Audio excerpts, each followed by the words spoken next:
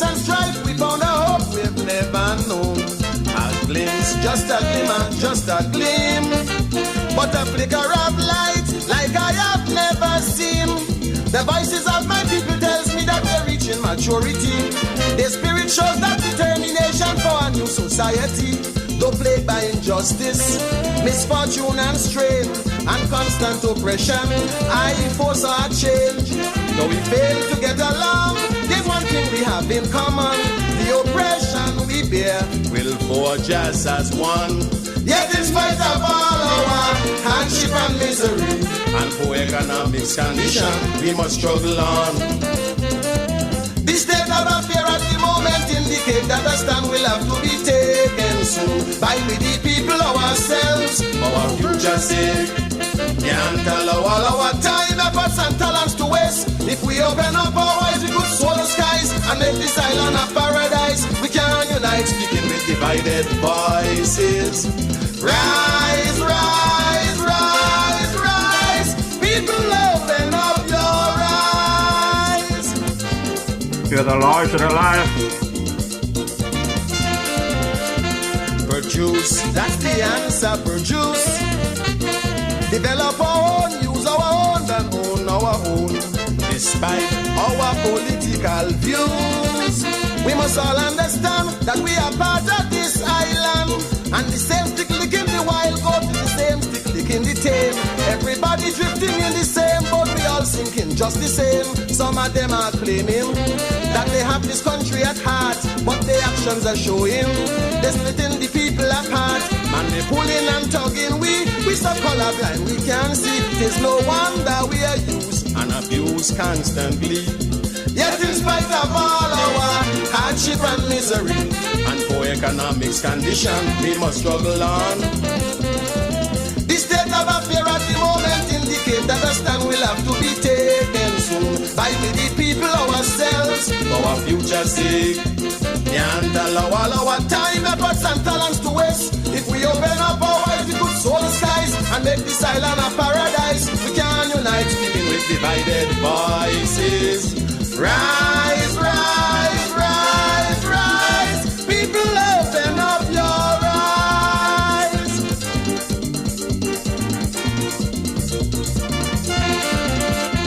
Perhaps, just perhaps, I thought the pressure we feel that is revealed the world around would serve us as a lesson that ought to make us aware the needs to create lifestyle more sound. The principles of capitalism has left us an empty shell. The decadence of society is the results as well. Promote cooperation, knowledge and skill, and industrial programs that would be producing a strong and hard-working man will be glad to own a piece of this land and be rid of this cancer foreign domination. Yet in spite of all our hardship and misery and poor economics condition, we must struggle on. The state of affair at the moment indicate that a stand will have to be taken soon by we the people ourselves, for our future sake. Can't allow all our time, efforts and talents to waste. If we open up our eyes, we could soar the skies and make this island a paradise. We can unite, speaking with divided voices. Rise, rise, rise, rise. People, open up your eyes. Yeah, that's Brother Emmanuel, the man King Short Shirt there, telling us, our good people, to open up your eyes. As we, the citizens of St. Kitts and Nevis, we have to keep the politician feet to the fire. I'm DJ Marish, and I'm coming to you live and direct from my bunker here in the Republic of St. Paul, St. Kitts. And joining me this evening, gonna have the man himself, Dr. Garfield Alexander, as my sidekick this afternoon. We have a lot to talk about, a lot to chit-chat about today. However, before we do that, I know there might be some of you that's scrolling the web and just happen to bump into us for the first time and want to know what this podcast is all about. So let me drop this quick ad for you newcomers. Wednesday evenings are heating up. Log on to DJ Marishall's Facebook Live broadcast every Wednesday evening from 6 to 8 p.m. It's a frank and candid exploration into the social, cultural, political, and economic issues affecting our federation. And just in case you missed it, you can also catch the broadcast on his YouTube channel, DJ Marishaw. Subscribe to the channel on YouTube and smash that bell. You will be notified whenever he goes live. DJ Marishaw, every Wednesday evening, Facebook 6 to 8 p.m. or thereafter on his YouTube channel, DJ Marishaw. Log on.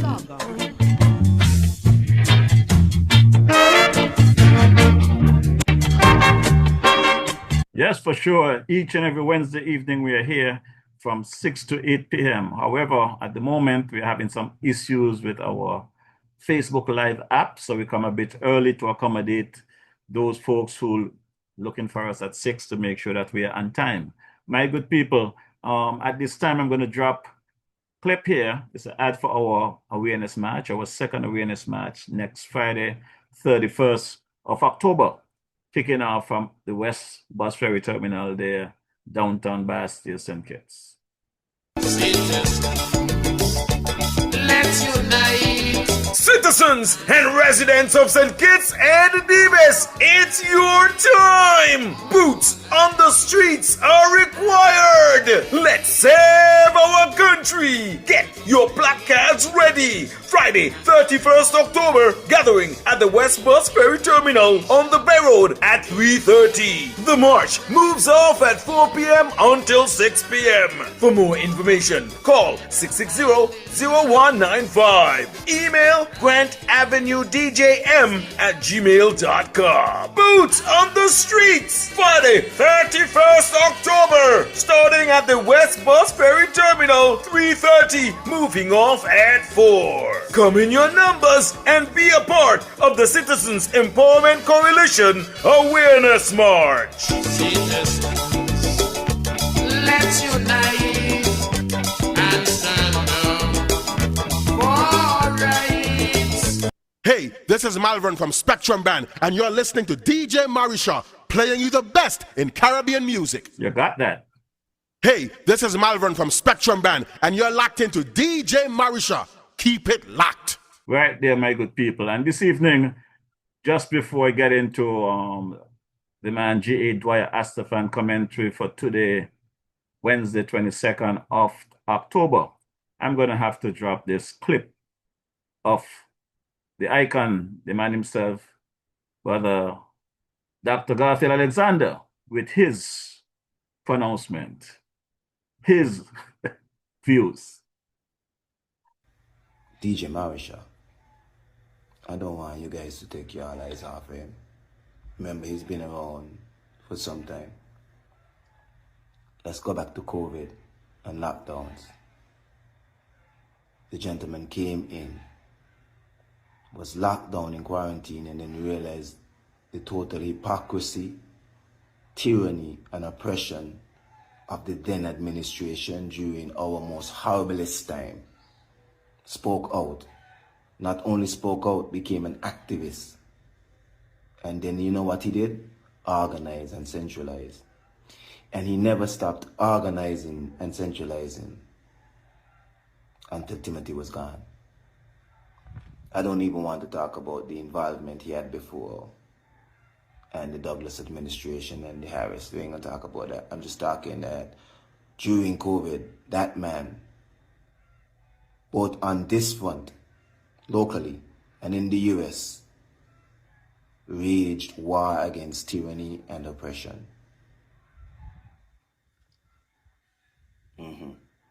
One simple man, a DJ as he calls himself.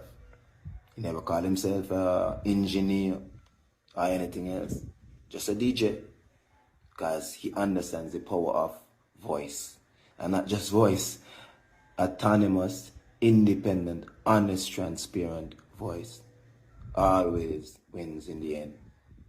So it could be persons with unlimited power and unlimited money. He somehow always becomes the David against the Goliaths. Be careful with him. Be kind to him. Watch him. Because trust me, he's going to triumph in the end. Again. Yes, for sure, Brother Alexander. We are entrapped to triumph because the people are waking up and seeing what these bad actors we call a government is doing to us here in our beloved federation. So we just have to keep the flames burning and continue to empower our citizens and residents. Right about now, we're going to drop the commentary for the man G.A. Dwyer Astafan for today, Wednesday, October 22nd. And then following that commentary, then we're going to be going into overdrive with the man himself, the icon, Dr. Garfield Alexander. Greetings. Today we'll discuss not one, but 3 topics. They are urgent, in my humble opinion, and require urgent attention. But first, an introductory matter. Last week, I mistakenly said in my commentary that Dr. Sean Richards, who is the sole PAM Member of Parliament, had been absent from the debate in Parliament of the Special Zone Bill. He called me to correct me, and I thanked him for it, and I told him that I would publicly apologize, which I'm doing now. However, one wonders what was worse, Dr. Richards not attending Parliament or Dr. Richards attending Parliament but saying nothing. You don't go to Parliament to say nothing. He is a very intelligent man. He has been in Parliament for 21 years. Third only to Dr. Douglas and Dr. Harris in terms of seniority. And unlike Dr. Harris, he is not a coward. He's not afraid to go in there and mix it up. In my opinion, even with little or no prior notice, he could have gone into the Parliament, read the bill quickly, gathered his thoughts, or even begin gathering his thoughts before, and get up and make a solid, consequential contribution to the debate. I believe he let himself down, he let his party down, he let his constituents down, and I think he let the whole country down. None of us is perfect. So let me now get into the meat of the commentary. First, the SSZ, the Special Sustainable Zone. This matter is not going to go away anytime soon. Last Thursday night, the Prime Minister held a town hall meeting on it.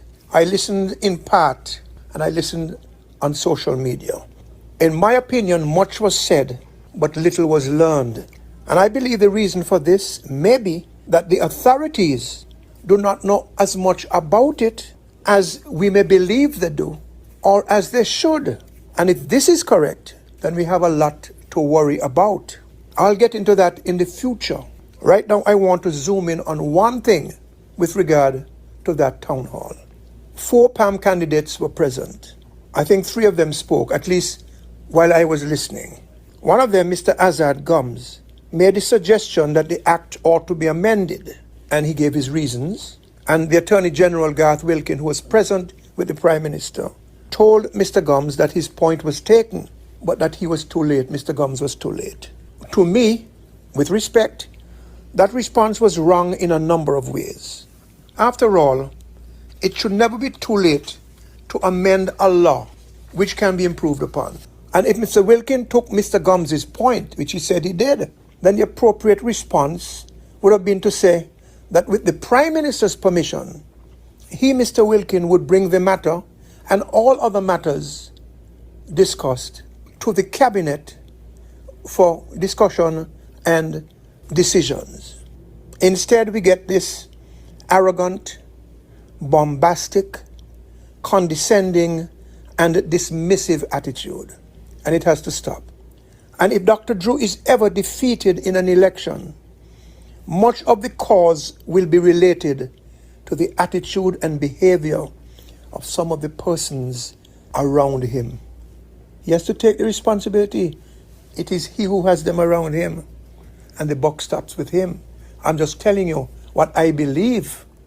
If he is to be defeated politically, that would be one of the main causes. if not the main cause.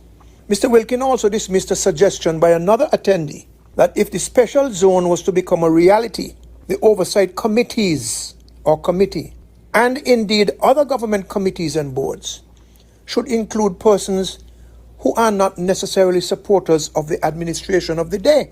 Mr. Wilkin dismissed that, saying that that was not practical and not realistic. Well, people can change reality, change it for the better. When I was Minister of Tourism, a gentleman named Lachlan Richards, who is the owner of Bird Rock Beach Hotel, a known PAM supporter, he served on the Tourism Authority, eminently qualified, eminently experienced technically, professionally, and attitudinally. When I was Telecommunications Minister, I got the late Cosbert Panis Manchester, a well-known PAM supporter, to be the first chairman of the Eastern Caribbean Telecommunications Authority. Like Mr. Richards, a professional and an excellent choice for the post, they just did not support the Labour Party. But while they were in those posts, they did nothing, in my opinion, to hurt the Labour Party or the government. They were enthusiastic and substantive contributors to the process. And let me tell you this, cronies are usually better at running their mouths than running government boards and committees. And if we don't change the reality, if we keep accepting arrogant, bombastic, condescending and dismissive pronouncement like this, we will never achieve our potential and never be able to call ourselves a robust democracy and a wise, progressive and just society. Remember this, a loose tongue is a fool's biographer. Second matter, the traffic speeding data collection system that is being installed.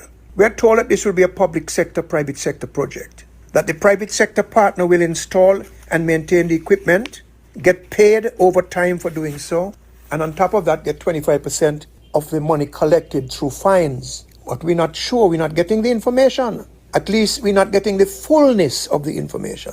Or is it that he will get 25% of the gross until he's paid off? Then out he goes. I don't know. We hear talk that it is a probationary arrangement. But what is so difficult with somebody sitting down and explaining the details of these agreements to the country? Whose business is it? Is it not ours? Is it not we, ourselves, who the politicians come to say we want to govern your affairs on your behalf? And then when you go into office, automatically they become their affairs? We need to stop this culture.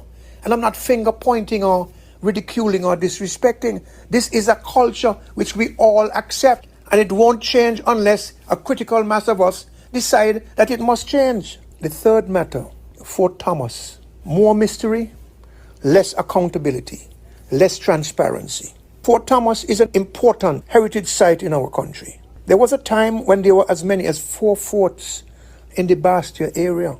This is how important this little island was in the scheme of things, in the region and in the world.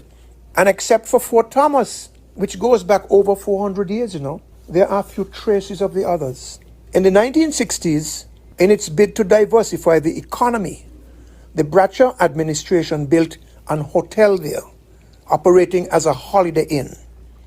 The project embraced 2 critically important concepts and important elements in the philosophy of the Labour Party. First, respect for and preservation of the site.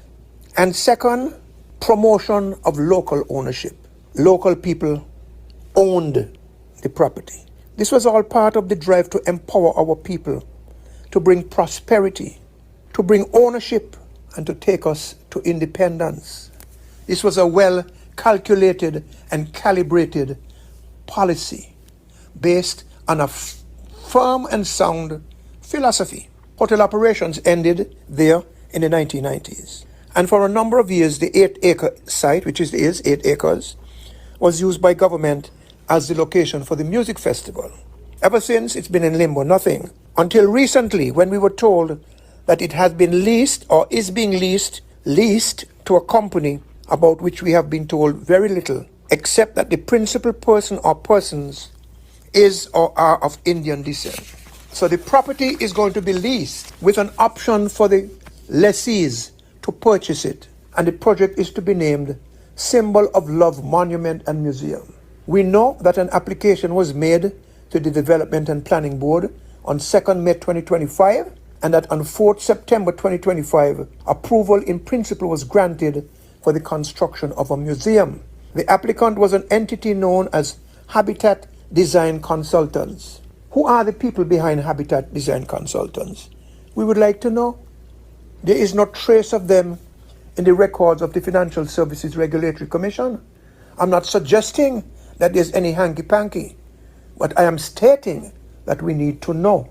We also know that following a written request dated 28 May 2025 by a certain law firm in Bastille on behalf of Mr. Javier Sangha, associated with a company named ABH Incorporated, a written reply dated 4 September 2025 was sent from Skipper to the said law firm, granting exemption from duty on building materials, plant, machinery, tools, and equipment, exemption from company tax for 15 years. We're still giving away the shop, and exemption for duty on 2 vehicles. Like Habitat Design Consultants, ABH Inc. is not registered with the Financial Services Regulatory Commission of St. Kitts. So where are they registered? What kind of legal status do they have?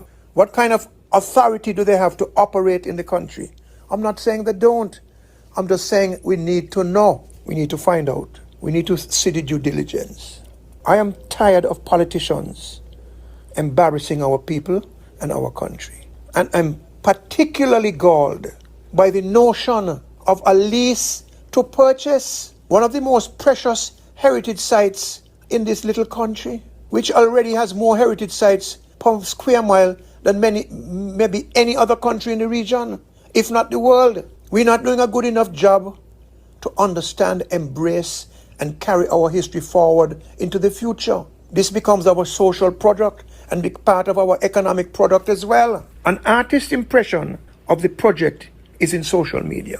And if it is accurate, then that is definitely more India than Caribbean. Maybe an Indian shrine, which triggers in my mind the memory going back years ago when a certain Indian gentleman with high-level connections in St. Kitts and Nevis told me he wanted to build a Hindu shrine on Port Zante. It didn't happen then. Is this now the Hindu shrine? The artist's impression of the architecture doesn't suggest Caribbean to me. Is this really going to be a museum? And does it take 8 acres of land to set up a museum in St. Kitts? Maybe I'm missing the point, But this thing is not vibing, as young people say. Right with me. 8 acres of sacred land. Why would our government think of such a project for that location? And when I say such a project, I don't know. Because they're saying one thing, I don't know what it really is. And based on the scant evidence available, they talk about a great tourist experience and jobs and all of that other good stuff for the people of our country. Is a pill that I'm not ready to swallow at this time. What rubs salt in the wound, let me repeat this, is that the government is giving these people an option to purchase. That must not happen. And it must not be any long lease. This is a big mistake. In fact, it should not happen at all. I'm all for development and progress. Development and progress is meaningless if the people of the country are not at the center of it and on the front of the benefits of it. That's not development and progress.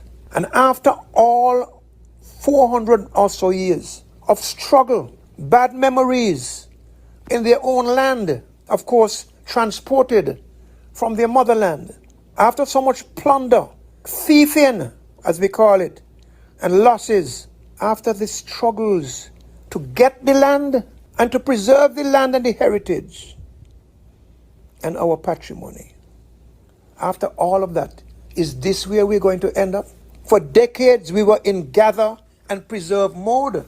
But more recently, specifically in the last 45 years, it seems we are in giveaway and sellout mode. We are reversing history, or are we reversing history? I'm not in that. Then on October 16, 2025, the St. Christopher Heritage Society put out a press release expressing concern with this project and stating that they had not been consulted and that the public deserves transparency and responsible stewardship. How could the government contemplate a project like this without consulting the National Trust? The Trust said that they would seek clarification as to the scope of the project, its objectives, its design, narrative, as well as exploring the Trust's potential role in the ongoing development, interpretation, and long-term stewardship of the site.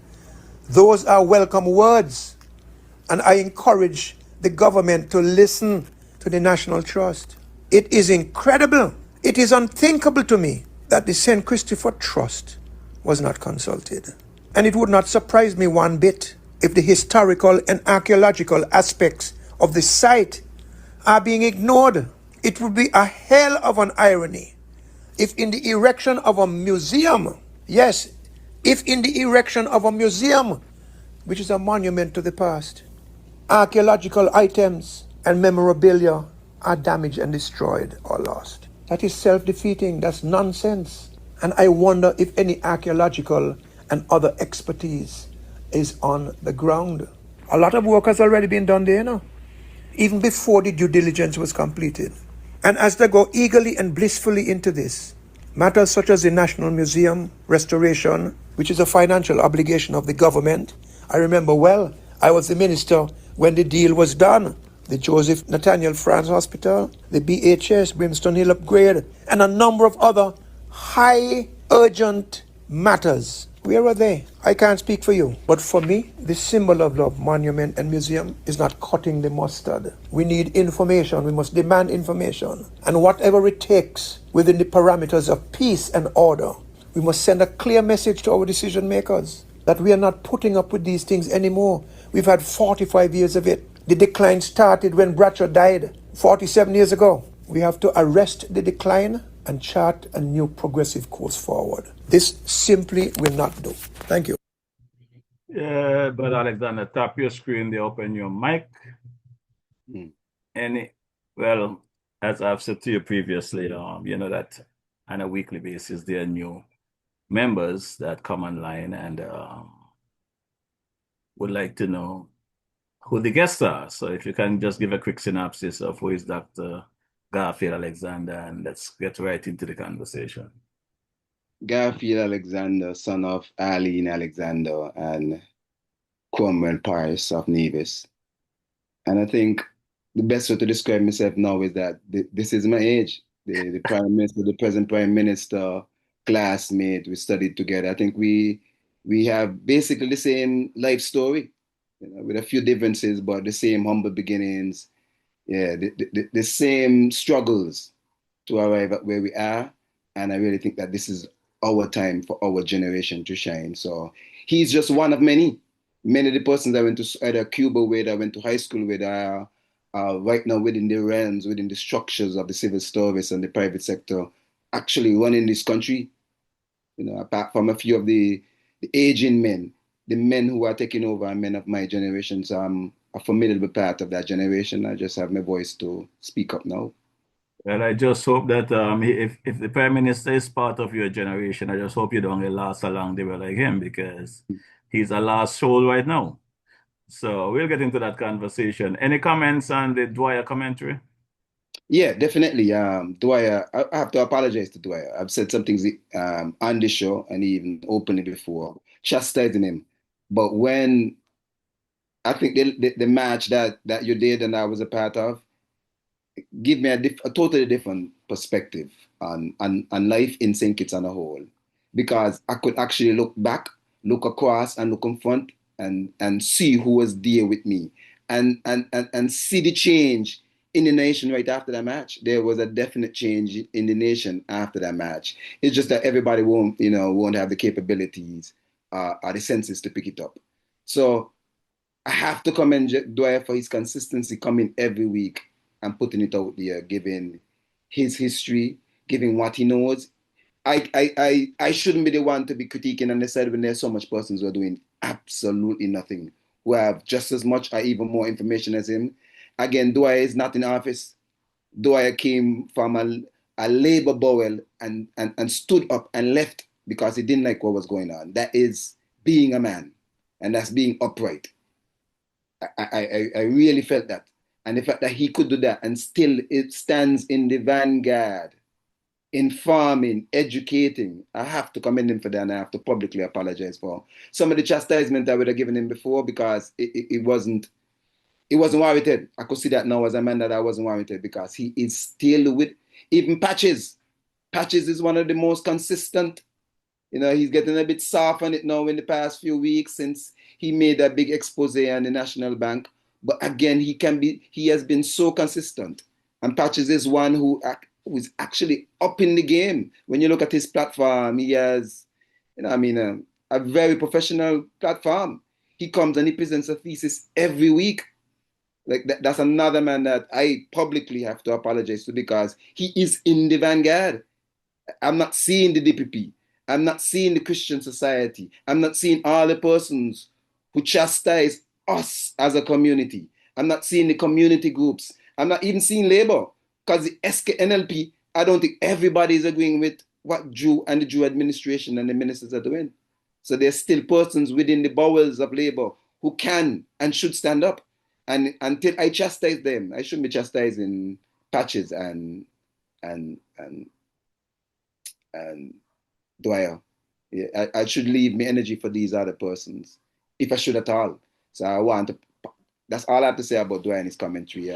I'm grateful for it this week. I'm grateful how it almost stands as a guardrail each week, letting us know that the fire is still burning, whether you want to burn it or not. And I have to commend him for that. That is needed in the time that we're in, because so many people are scared. So many people are ashamed because persons could say that Dwight doesn't have any breath to talk or no ground to stand on. But he understands his worth and he understands the worth of our nation and that he has to stand up and say something. And I must commend him for that. Okay, well, where Dwyer commentary is concerned, last week I gave him a passing grade because I think that nothing will be 100%, but he went out and he do his thing. But his commentary today, in as much as I welcome it and have some good stuff in it, there are a lot of things that I think drop short. For example, when Dwyer going to chastise Honorable Sean Richards for not speaking on the SSZ matter in Parliament. I mean, I support Sean with that. Why waste your time and your energy to speak on a matter that's going to be going down the way it went down anyway? So I don't have an issue with Sean sitting inside there and let them make a mockery of themselves. What Dwyer should have come to the country and continue saying, if you want to be consistent, is not about amending any act. This act should be repealed, and there should be no other option other than that. So that is where Dwyer and I will be butting heads, and why I am speaking about repealing the act. But Alexander, I know you've been traveling for some time. I do not know if you've been on the ground. But with everything that have transpired, the information that came to the fore over the past couple of weeks tells us that this SSC zone in Nevis did not start a few weeks ago, back in July. But hold on, actually, before you made a point about Sean, I just want to not counter, but say something about that. One of the most powerful presentations by Timothy Harris ever in all his history was when Dougie proposed the land for debt. And there was no way for him to shut it down. And I think that's one of the most memorable speeches I've ever heard from him in Arley House, and it was powerful. I studied in Cuba, and when Fidel was put on trial, his most powerful speech ever up until this day is still that speech. And it really didn't make any sense for him to go up and make that speech. So I'm saying Sean is a committed politician. Again, one of the few politicians I respect on this island. So he was to take a stand, no matter what it meant. It means something because he is a representative. So he must represent that I am against this. He must represent what he knows as somebody that's in the house and is a parliamentary rep. So another perspective of that for me is that anybody, all should have shown up. Because again, if you realize it was 3 from Nevis and 3 from down here, Dr. Drew knew he couldn't carry this alone. And he colluded with the opposition, something that's unheard of across the region in any democracy. So Sean should have seen and even gotten wind of that and could have not put brakes on it, but made a presentation.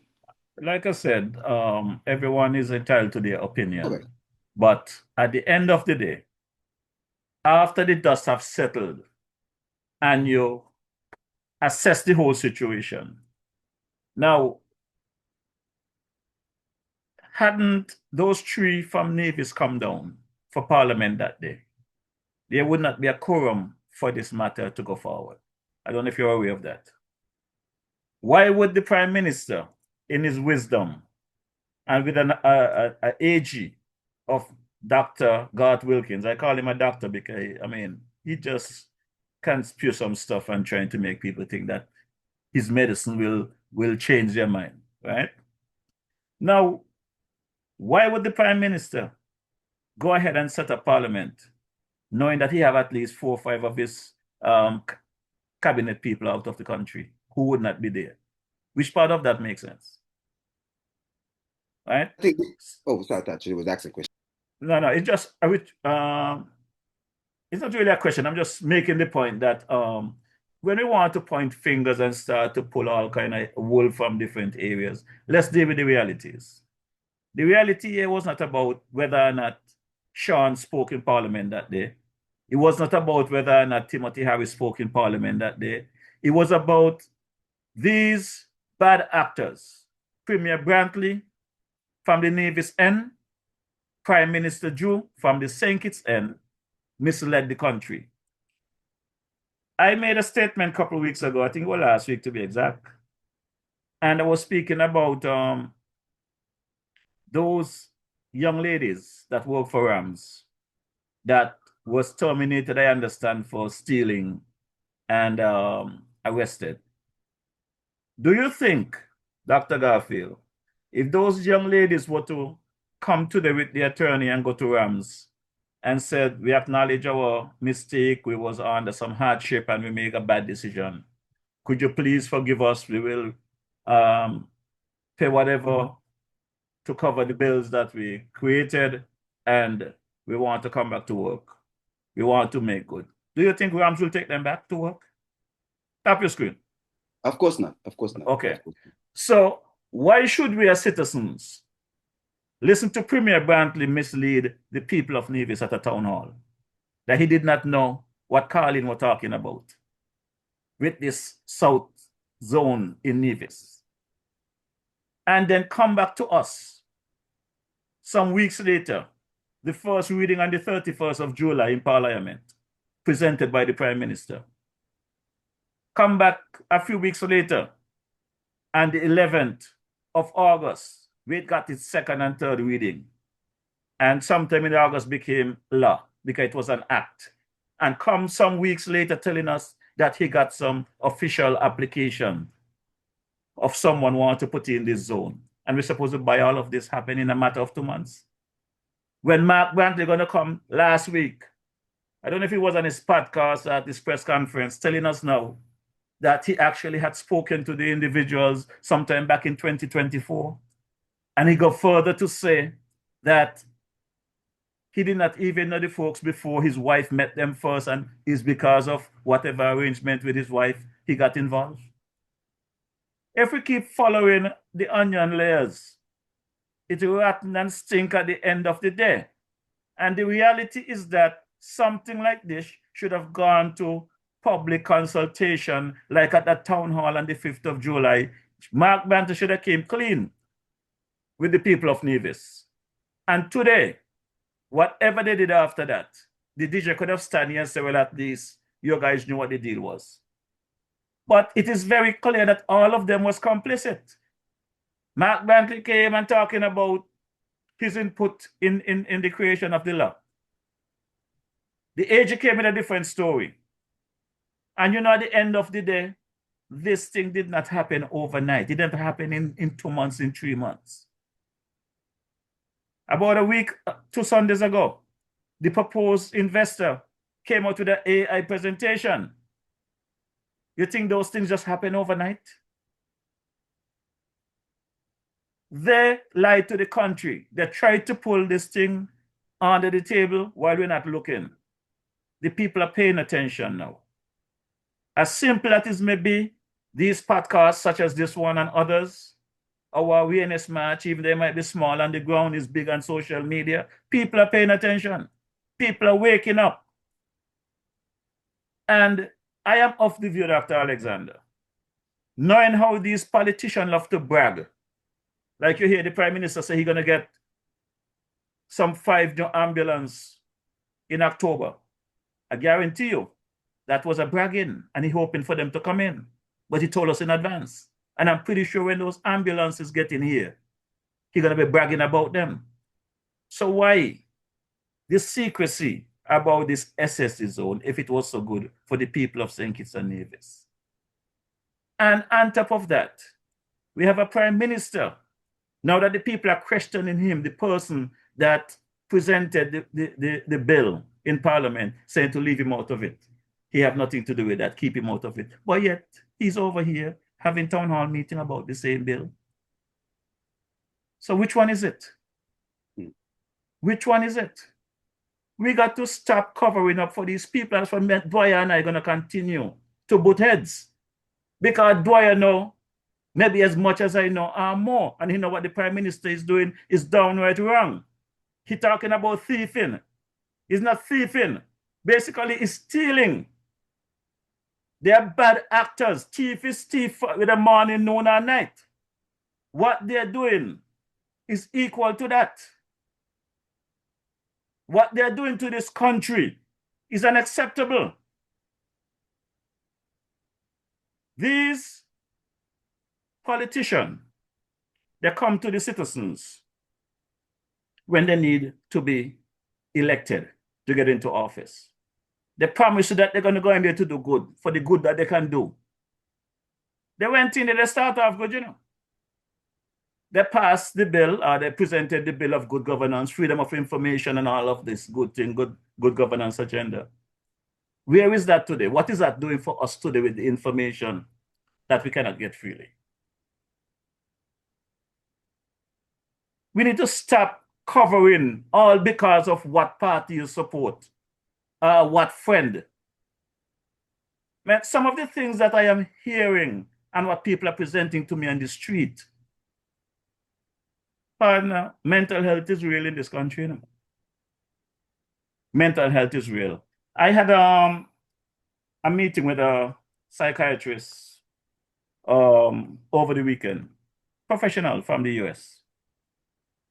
Have a couple of practices in the US. And the questions that were asked about what is happening and think is because this person actually saw the amount of people that pass and stop me and call me and complaining and whatever, and they see for themselves the stress and struggle that people are going through.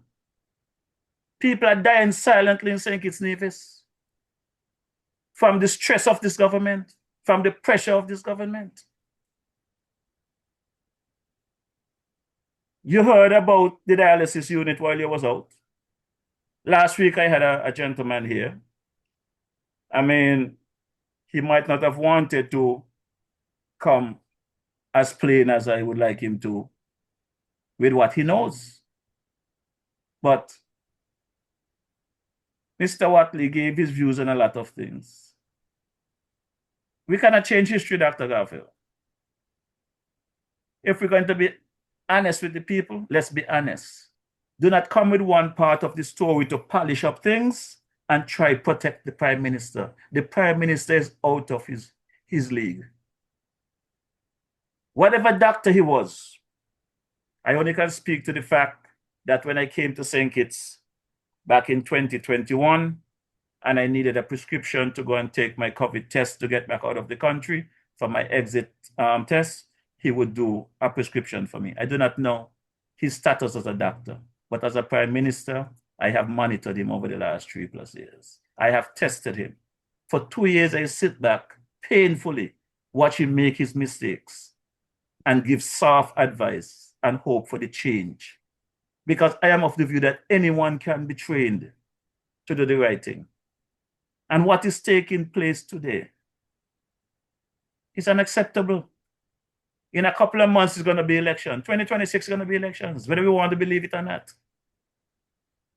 2026, we're going to have federal elections in St. Kitts and Nevis. All they're going to do in the next couple of months is giving people what was due to them under the previous administration. That is due to them now. a piece of land for a piece of gut side dot that if enough water come, the house and wash off the hillside. But Mr. Marisha, if we already know what they're going to do, what are we going to do? God, that has to be the focus. Because I'm going to go back to your point on Dwyer. I personally, and that's why I guess I could have moved on and said what I said today about Dwyer and even Patches, because that's somebody I used to go hard at. But what else can I want these guys to do when they've painted the obvious for me? For example, you spoke, let's say persons don't want to believe that the AG and the Prime Minister or the Premier have lied or are lying. What we can say for sure is that they're not telling us all the truth. But the facts are there. The facts are there. No, here's what I'm saying. I don't want to get into the debate or whether it's a lie or not. Because they've lied to me. I've seen them lying and I could see through their lies. Everybody can't. So I'm going to accept that fact. But I'm saying what we can accept and everybody can accept is that they're not coming with all the facts. They're not clear. They're not providing clarity. They're not providing information. They're not educating us on what they're doing about the decisions they're making. So the first question we should ask ourselves, why should our leaders who we elect democratically, who we have no issues with, this is not communism, socialism, and all the other things that people are scared of. This is democracy, social democracy as it's practiced. Why would leaders be lying to us? Or why would hold on, Mr. Patrick. These are rhetorical questions just like you asked. Why would our leadership be lying to us? Why would our AG, who wasn't elected, the most powerful man, because all laws have to pass him, would not be clear with us? Does not all of a sudden does not the difference between shall and will and may and the power of those words in a contract or legally binding agreement? Where is our DPP? Where is our commissioner of police? Where is our white collar crimes? All the things that we see blatantly happening. Because again, they've started tickets for speed.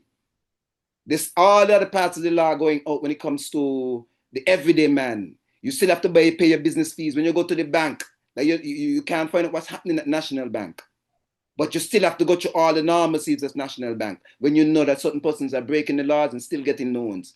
You still can't find out about what loans were given to Christoph Harbour and persons who are super wealthy who took the money overboard. But the normalcies of the bank are carried out. The letter to the law is carried out for the poor man, but not for the rich man.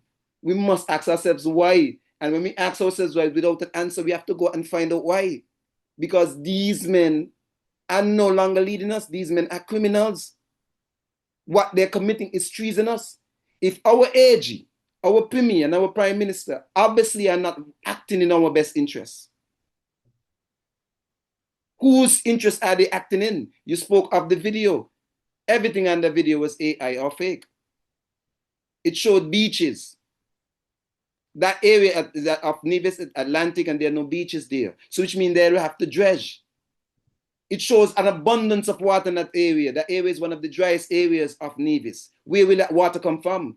If the Premier came and he said, even though he hasn't been to this area, I've watched all his programs and people keep asking him and he keeps saying, I haven't been down there for a while. So this is the most hotly contested area, and the Prime Minister is ready to sell it off, says it's underdeveloped and knows nothing about down there. He doesn't know about the roads. He doesn't know about the idiosyncrasies of that side of Nevis, but it's being sold, or he thinks that it needs to be sold, or he thinks it will be the salvation of Nevis if it is sold.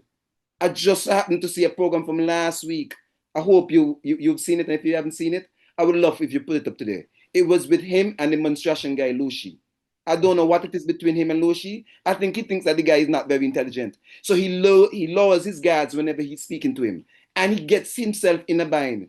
Because that program from 6 days ago, which I saw with Lucy asked him 3 questions and none of them were answered. He related back to the video and the Premier couldn't even recollect what was going on in the video, despite him saying he saw it 40 times. I would just love everybody from Nevis to go back and look at that video on his program where he was accepting or entertaining a call from Lucy, the monstration, and Lucy asking 3 questions, including questions about the Prime Minister. And Mark Brantley, I can't even call him a pussy because last night was great. So I will have to call him a pussycat. Mark Brantley could not say anything when Lucy brought up certain elements from what Garth, the AG, said and the Prime Minister said towards the face shield. He was almost frozen because all three have colluded so much and all three are in a tripartite partnership. They can't leave each other. So even the general governance of the country is falling apart because our top legal mind and the two leaders from both sides are hell-bent on collecting this cash, are already compromised, are already owned. So this guy, after a huge amount of pressure, could just send forward a very expensive AI-developed propaganda, more than likely done in New York, not by any of us. And even the law, from since 1983, since our independence, in all the opposition papers, they spoke of how the Constitution wasn't drafted properly. It was hurried and it was done at the expense of St. Kitts because they wanted to enthrall Nevis. That's since 1983. We've repealed multiple laws in St. Kitts, including the Boogery laws. We somehow feel that this can be repealed, but we have constructed, because that construction of that SSZ, that is not local. No local mind could think of that because it would not benefit a local mind. That SSZ was drafted by the persons who is convenient to and who needs to fit in it for them to carry whatever they want within a specified zone. And remember, our leadership is criminalized. The MSR saga is not over. Everybody's still looking for a safe haven. Even before this SSC came up, Nivisions were making a whole set of noise saying that Mark was giving the geothermal to St. Kitts. We now see why. That SSC zone is going over into a geothermal zone. And I want us to understand that these are vents all over the island. So one specific place can't hold geothermal. The whole island is a geothermal plant. So once tapped into by these guys on their Bitcoin, that's it for Nevis. That's it for Nevis in terms of water, in terms of generating capacity of fuel. That is it for Nevis because they will use all of that. Dr. Alexander, you spoke about Premier Brantley's podcast with Lucy. I won't even waste time, go back and look at that, right? Everybody assess things differently. That communication between Premier Brantley and that gentleman, I cite, yes, I listened to it. And I look at that as it could be just a setup to quiet the times with all the stress he's going through. Because none of the conversation going back and forth made sense to me. Okay. Right? I would not waste time with it. That is not real. That is a game between the both of them, where I am concerned. Okay. All right? Now, in regards to the head of the government, we always hear if the fish head is stink, what the body is. Let's take a listen to a judge speaking about our AG. Maybe Mr. Wilkins should be disclosing what's happened. Maybe Mr. Wilkins should disclose that he had failed to pay Social Security benefits for 15 months on one occasion, on another occasion for 5 months, and another one for about three or 4 months. And all of that is contrary to the law. And it is not a simple matter of just saying, oh, you just pay the fines. Because what you expose yourself to there is criminal action. And isn't this something that should be told to everybody? That if you do not pay your Social Security benefits, you are liable to be prosecuted. You hold yourself up for that possibility. So again, you spoke about Ian Patches Library. This ruling came about because of a report, I guess, Ian Patches Library did on his podcast about the nanny gate matter with the AG not paying his social for his nanny. I had the AG on this podcast during that time, before I got this clip. And in speaking with the AG, I got the impression from the AG that it was like a little one-time thing. and he took care of it and whatever, and it's done. I said, give the man a break. Everybody make mistake. I found out later I was misled by the AG. It's not one time, it's 3 times. But this AG that has committed crime in this country, according to that judge, not 1 time, not 2 times, but at least 3 times, if not more. Because people just commit crime privately, and unless somebody report them that they commit a crime, it don't become a matter for the public.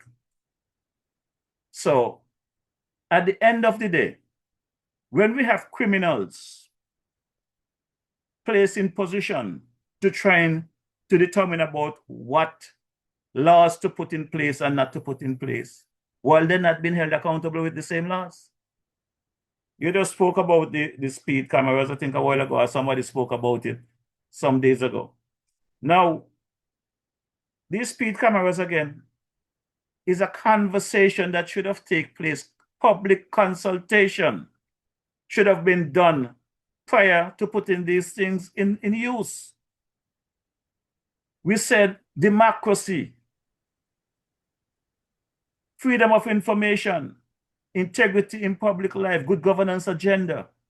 The good governance is to tell the general public, listen, you guys are causing too much traffic accident on the road. We are putting measures in place, effective XYZ. We're going to have some speed cameras turn on to deter you guys from doing whatever. Once they go, then they put the information out there and people violate, then you deal with them. But the first thing you did is that you're going to put up these things like a thief in the night, like everything else that the government does, secretly. And what we are hearing, is a private public partnership between a private person and the government. We're in God world. You're going to tell me that it's legal and it's right for any private citizen to be having this kind of arrangement with our government, to be getting benefits from speeding tickets, and the country don't have no? You're telling me that is right? Do you know that the health budget and the education budget was cut by 25%? So where they get money from to put up cameras? Are there more important things to do? I want to take you back to the, I almost about to say movie, the docu-series that we saw, which included the videotaping of Lescan. I want to take you back to that memory when Lescan said he was incensed by the fact that DevBat was allowed to make so much money without doing zero to minimal work and receive such a huge percentage of the CBI receipts. But not just DevBat. Remember, in that same documentary, while DevBat was making whatever, there are local citizens and some politicians that are benefiting from every sale of those CBI as well.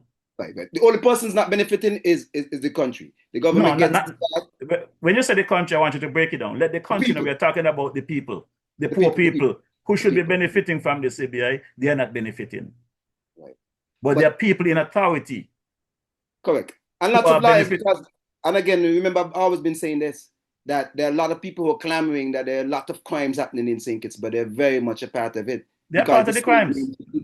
But the reason why I isolated them back, because for Lescan, who also is a criminal and was committing criminal acts, he thought that this guy was such a scoundrel and that we were such nincompoops for letting him walk off with so much of the money, despite other persons making money as well. I want to draw back your memory to that. Yeah, right? And while you're going to draw my memory, let me bring yours as well. There are people high up in our policing that is aware of these crimes and have turned their head. Correct. Well, you've heard me say the DPP, so once from the time I called the DPP and the AG, these are the men that are these are the overarching, these are the figureheads. So if these men are not making a move, not that it's impossible, but the junior officers are not going to make that move. But I'm bringing it back to DevBat and I bring it back to Lescan, and these were his words because he was being videotaped and he said this. He was incensed. He was visibly upset by the fact that this man was walking off with so much of the money. He said he brought it. He brought it to the leader. He brought it to, I think, who was the leader at the time? I think it was Timothy Harris was the prime minister at the time. And he said, by his words, he said DevBat paid off Mark Brantley and the prime minister at the time, or gave him a huge campaign donation, and they dropped the case. There was an active case towards DevBat and towards eliminating him out of the scenario because, according to Lescan, he was not contributing any effort or any skill or any services, but was getting a huge percentage of the money. I want, tell me if my memory serves me correct. Your memory serves you correct, but once you're going to go down the road, you're not going to go back to my clips because, Dr. Alexander, remember that the conversation that we've been having over the months, remember after Timothy Fire 6 from the Team Unity administration, right? Premier Brantley at the time went on his podcast and spoke about the underselling of the passport. He also said that sorry about that. He also said that when he brought it to the attention of the then Attorney General, the Attorney General said that was their private matters. Right? So, since you bring it on to the prison project, let's go back to this clip, because there's two clips here to support the conversation that these politicians are one of the same, two of the same, or three of the same. And have been selling us out since 1984. Okay. I want that to hard clear. Has been selling us, all politicians of all parties have been selling us since 1984 because some who didn't do it direct colluded. My concern here is, and this is where I'm going to continue to be in the bad books of Dr. Joe and his team, because I made myself clear in 22. This is what we are campaigning against. What is your position on this? Your promise and your campaign was to fix it, to clear the what we call the corruption. Shutting down the prison project was one of the campaign masters. But and it's also illegal. So that even is a part of your fiduciary duty, because it's also illegal. It's not a matter like we made a campaign promise to clean up the place and we're going to clean up. It is more than a campaign promise when you assume the role. That what was going on was illegal. You saw it as illegal. You became the prime minister. You call it out as illegal and end up being the one signing off on the most. Well, what is funny to me is that the prime minister made a statement to me after he was elected. I don't recall whether it was in his office at government headquarters or at his constituency office in St. Peter's. But he made it very clear to me that, Jeffroy, campaigning is one thing, but once you win the election, now it's time to govern. And he gave me that comfort that he understood what is required of him, and he's going to do the right thing. Until I said I got that message from Mr. Martinez of MSR to tell me that while I'm playing this clip that I'm going to play right now, while I was playing that clip, I'm beating up on Timothy Harris. I received a message from Mr. Martinez telling me, Mr. Mauricio, I've been looking at your podcast. I realize that you love your country, you're a respectable gentleman, you're consistent with your messaging. However, suppose I tell you that your friend, Dr. Joe, the Prime Minister, is misleading you. He's lying to you because he signed off on the majority of those CORs. And I challenge him on that matter. And to date, I'm going to stand by it. Whatever it takes, I will die with it. That what Dr. Joe has done to this country, the only thing in this message that he presented in Parliament that him and I are going to agree on is anybody that done this to this country should never again present themselves to become an elected member. So let's take a listen. Further, on August 18th, 2023, St. Kitts and Nevis CBI officials led by Attorney General met with UK Home Office about our new CBI regulations and practices. On October 26, 2023, our same team of officials met with US Treasury Department in Florida, along with officials from Caribbean CBI states, to discuss progress on US Caribbean Roundtable 6 agreed principles, Madam Speaker. On January 25, 2024, the team met with EU visa officials in Dominica to update them on new regulations and current practices. Madam Speaker, we have maintained constant dialogue and engagement with our international partners. However, we knew that the prison project had contributed to over 20,000 new citizenships being granted in a short period of time, Madam Speaker. This is the travesty. The travesty in all of this, Madam Speaker. 20,000, Madam Speaker, citizenships, over 20,000 to 25,000 new citizenships being granted in a short period of time. Madam Speaker, let's pause for a moment on that. How can anyone grant 25,000 citizenships for a prison? 25,000 based on the new census, and the Minister of Sustainability is here, Senator Honorable Dr. Joya Clark, that we are about 53,000 residents here in St. Kitts and Nevis, both citizens and residents. 53,000, Madam Speaker. And for a prison, you give up to 25,000 new citizenships. Madam Speaker, this is a travesty. It is borderline treason. On a prison project, you have granted citizenships to up to 25,000 citizens, half of your population. Madam Speaker, if any percentage of those persons were to come here, what will happen to St. Kitts and Nevis? But nobody was thinking about St. Kitts and Nevis. People were thinking about themselves, Madam Speaker. Putting self above nation. This is a travesty. And I want history to record that I inform the people of this. Our children must know this. Our grandchildren must also know this. This cannot be hidden from the people. This is a travesty, Madam Speaker. Any leader who grants 25, 50% of your population in citizenship by investment over prison, any leader who does that, Madam Speaker, should never be able to face the people again. Madam Speaker, this hurts badly, you know. Each time I watch the number, I call the AG. AG, is this real? AG, is this number real? 25,000 over a prison project?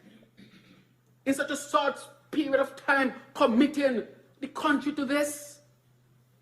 Committing the government to this?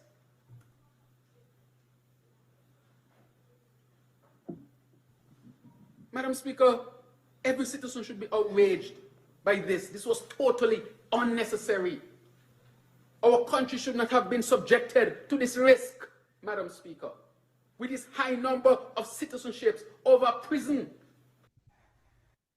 Well, the reality is that the Prime Minister and I agree to two things. The people should be outraged over the situation with that prison project. He campaigned on closing down that project because it was bad for the country. It was corrupt.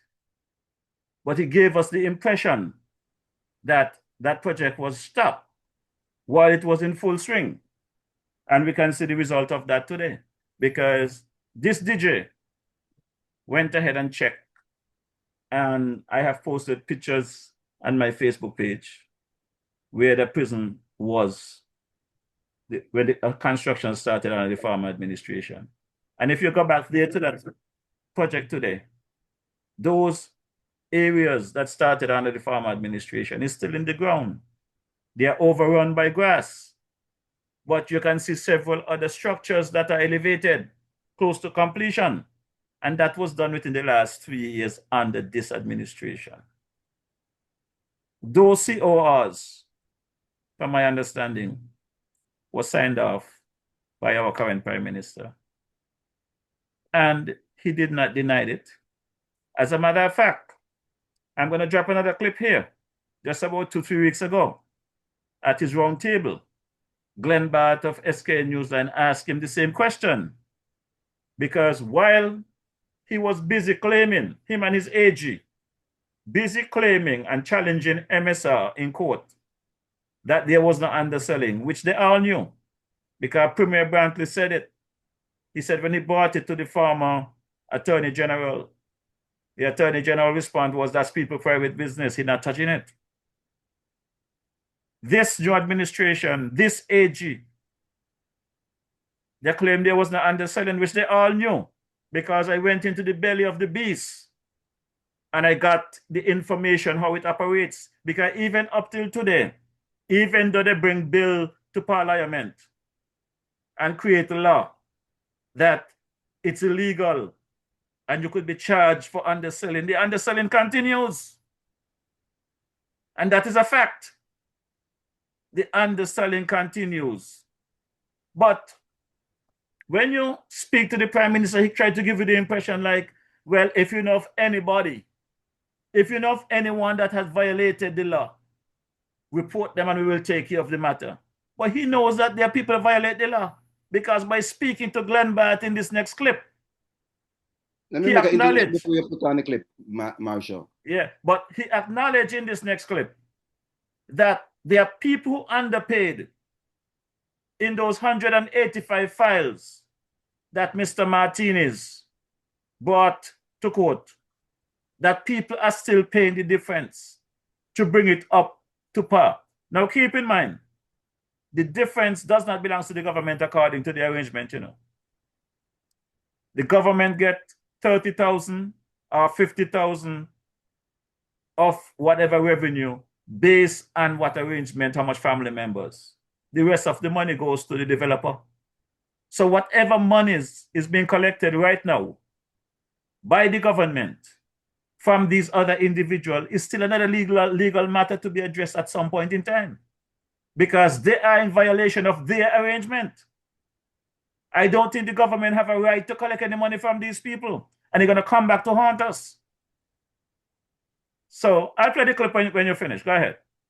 Yeah, because you're talking about what's going on with the CBI now. But I also want us to reflect the fact that this has always been going on. In 1983, we became independent. And 1 year later, it wasn't even a full year later, this was launched, but it was launched clandestine. It was operated from just one man's office. So even now, we don't have the receipts from the origins of the program. So when I hear politicians boasting that their party was the one to launch it, as if it wasn't launched as a criminal act. Even when Dougie took it over, not before even moving to that CBI, when Dougie took it over, corrupted it even more. There was the land for that swap. So there was another travesty during that time. Then move on to what you're speaking of now with the CBI and the prison project. 25 units were sold. Now we come to there where the SEZ is allowing 10,000 or will allow 10,000 persons to just land here in St. Kitts or have the right to own a part of Nevis and call it their own. So at every step of the way, whether CBI involved or not, our leaders have been selling us out. Our leaders have been selling us out. They had a big pampalele the other day for giving out some land to some persons who were living on the land for sometimes as much as 40 years.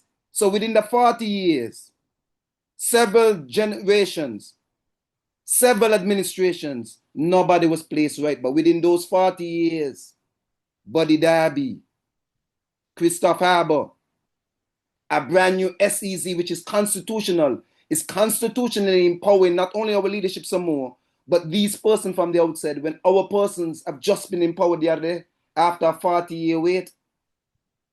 Go ahead. And they're trying to act like it's a favor, and it's not. So like I said to everyone that comes to me with these complaints, whatever monies they bring to you, campaign season is upon us. Whatever they give you, whether it's land, paper, cash, house, refrigerator, microwave, take them. It belongs to you.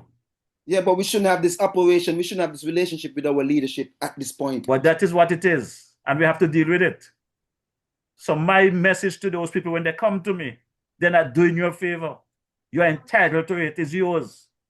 You should have had it before and more. Because while they're giving you a microwave or a refrigerator, you check their overseas account, check the numbers in them, check their families and friends. People fronting for people, and they're fighting over what? Not days, because the citizens' money is the country's money. I saw the leader of a certain party's account, and I had to start back over counting the zeros. Wow. I can't count that high. I'm an electrician by trade. I deal with wires and circuit breakers and tools. Let's take a listen to this clip.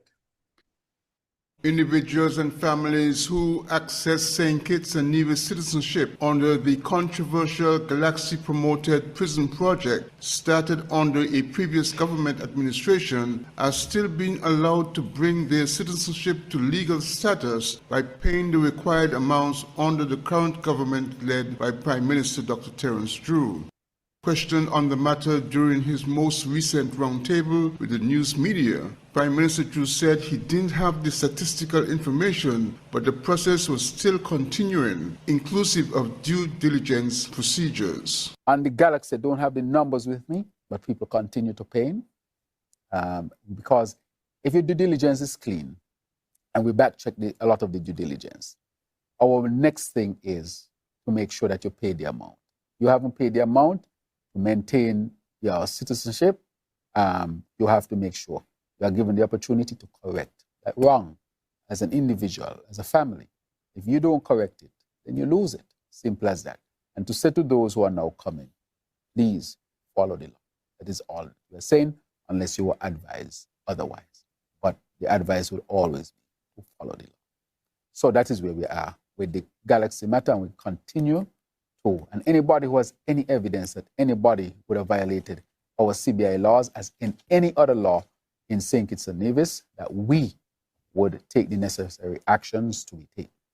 The prison project was being developed under the public good option of the Citizenship by Investment program. So, but Alexander, where this particular matter is concerned, I want folks to really understand that what the Prime Minister and his government is doing in this regard. I am not an attorney, but I can count from 1 to 10. The arrangement to build that prison, and I did some background check a couple of weeks ago when I went to the press conference of the PLP. I had the opportunity to speak to a few people who is in the know of that contractual arrangement and those plans. Initially, the cost to build that prison project, those structures, you're talking about some $40 million US. We're only talking about 100 million easy if you want to make life easy. That is what it was. According to the way this CBI thing works, these shares, it takes less than 300 shares to build that prison. As a matter of fact, 230 shares could have built that prison project. You would have gotten the money for that. But under the former administration, they gave the Galaxy Group some 5,500 shares. So you're gone from a $40 million project, you're pulling in over some $900 million. And that was my question to former Prime Minister Harris at his press conference. I need to get some clarity on what transpired in that arrangement. How a $40 million project that 230 shares files could have covered that bill, you end up giving 5,500. And we campaign against it. Dr. Joe and the Labour team, we campaign against it. We call it corrupt. We call it thieving. We call it everything. But the person that blew the whistle, which is the MSR media, you call it, Mr. Martinez, who blew the whistle, because he also had the public good option when he got the OTI, when they got the OTI with some shares from TDC. And their shares, I think, was, I understand, 250,000 per share. And they were limited to whatever amount, so they had to sell within that price. But here is it, the Galaxy Group got so much more shares than they need that they could have sold it for less to turn it over quickly. And that's where the fight came between the government and MSR. Because the government said they will put a stop to it, and undercover, they had it continued. So MSR... Do you know also that the previous administration was receiving a lot of pressure from the EU and America to stop underselling? Yes, as a matter of fact, I could go a step further to you. I received calls last year from the New York Times, the London Financial Times, trying to get stories from me because I didn't realize these folks listen to my podcast. And the one that most steadily calling me and messaging me was the London Financial Times. And the last time I met with the Prime Minister was, I think, was early 2024. And I said to him, I cannot continue to put off these people because they're calling and I have to be honest. I'm running a podcast that have to be upfront and give the people the facts. I think it was sometime in April, because I come to think of it, I was heading across to England for my sister's funeral. And I had said to the London Times that I had a death in the family and I was not in a position to have a conversation. So when I get back from the UK, I would reach out to them. And I met the Prime Minister and I explained to him the pressure that I was under, getting calls from various media houses around the globe about what's going on with the CBI.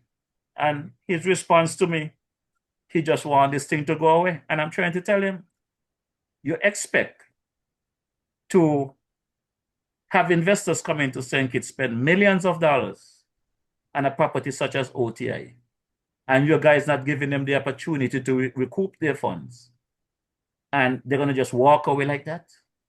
It's not going to happen. So again, Marshall, which leader, which prime leader, because there's a reason why he's called and why we call him Prime Minister, would say to you, I just want this to go away? That's not even high school level. That's a child's response. And I'm not saying that he's being childish. It just goes back to the point I made a few shows ago, where you could be a competent doctor, a competent lawyer, competent teacher, competent leader of a school, and be an incompetent prime minister, because you are not made for leadership. At no point should you be saying you just want this to go away. You are the leader. Find a way to resolve it. Find a solution. But you cannot put your head in the sand. And we can see from the outside looking in, that in a lot of circumstances, in a lot of decisions, our prime minister and our cabinet do not know what to do. And they just want the things to go away or blow over. And that is not going to happen in a very real world. Well, I tried to make that clear to him that, Mr. Prime Minister, I tried to show, for example, you see that building up where our finance department is housed at the RLB? You familiar with that property up there? Your mic is closed. Say it again, sorry, I got distracted. I said that property up at the RLB airport there, where our finance department is housed. You know what that building is about? You know where that came from? Yeah, man. The multi-billionaire and the Ponzi scheme. Okay. And I tried to explain that to the Prime Minister. I said, listen, there are many people out there that have lost their freedom and end up in prison for their investors' money. That is where Mr. Martinez is right now. Mr. Martinez got investors to invest in his plans. They purchased the OTI for how much? I understand $800 million. You don't expect these people to come in here and spend $800 million with you promising them to give them the public benefit option to recoup via CBI, and then you turn around and because he bloody whistle, you're all going to just get upset and say they cannot operate in St. Kitts. I heard the AG for myself. That's how leadership operates. I heard the AG for myself. I asked someone the question. After all of this, does Mr. Martinez expect to do business in St. Kitts? Vindictive, not thinking about the country. So I am saying to the Prime Minister then, privately, I have said it publicly before, and I will say it again. If you guys don't have any intention of allowing MSR Media, Mr. Philip Martinez to do business with their OTI hotel, MSR hotel to recoup their funds, give the people back their money. They don't have Buy back the OTI. They don't have the money to give that back. property could be used as part of the Clarence Fitzgerald College or whatever. It could be used for something else. Cut the connection from MSR and OTI if you guys want this thing to go away. That's all I'm saying to them. It's not the Prime Minister's bank account or the AG's bank account or any of the ministers' bank account paying these bills, you know. Is it taxpayers of this federation? No, Mr. Marshall, you have it wrong. You see how they behave in Parliament. I don't know if it is a mentality that I guess it's a mentality because you're in an environment and you become almost superpowered. Because I've seen our ministers who I know all come from humble beginnings. We're not all.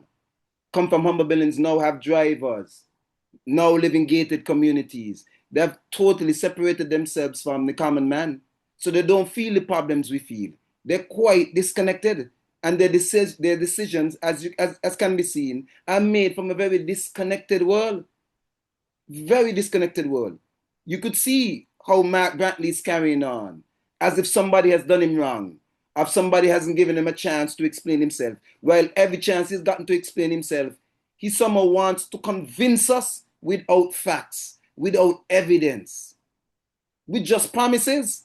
And then he opens up the way for somebody to promise us even more promises. And if you hear what the guy promised us, he's going to change Nevis. He's going to make Nevis safer. Well, Dr. Alexander, why are you saying not realistic? Why are you saying Mark Brantley? It is not Mark Brantley. It is Prime Minister Joe who empowered Mark Brantley to do this. He's the one that presented the bill in Parliament. It wasn't Mark Brantley that presented the bill in the Federal House. It was the Prime Minister. So he's the one that bullshitting the people. No, I think you got me wrong, you know. I'm not saying that you shouldn't chastise him, you know, shouldn't chastise the Prime Minister. I wasn't even changing the topic. I'm just making sure he's included there. What all of them is included? Because here's the other thing that you may not be recognizing. Mark Brantley was there before the Prime Minister. And he's been selling passports as well. And he's the one that I saw on tape, Lescan saying, received the bribe when he was supposed to decide and go against death bat for the people to receive more money. He decided, no, I'm going to take a campaign bribe and empower myself. So I really can't separate either of the two. Okay. Like they used to say back in the days, Dr. Alexander, I can't substantiate that. I could speak about what you saw on the tape with Lescan. But I'm saying what I saw on the tape. Yeah, but let me bring you back to reality. Under the farmer administration, the team unity administration, I understand the gentleman who is now our commissioner of police was either in charge or the head of the white collar crime unit and St. Kitts. And there were some folks in society, high up in society, that was supposed to be indicted on some white collar crimes.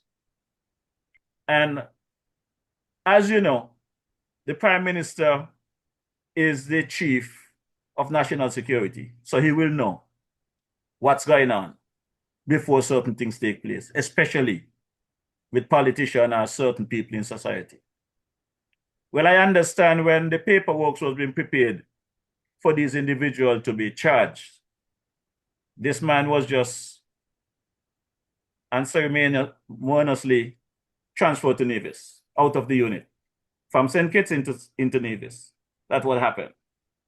Well, you are telling me that in 2022, we had federal elections, government change. The man who was leading that charge, that has the information to charge people, is now the top cheese.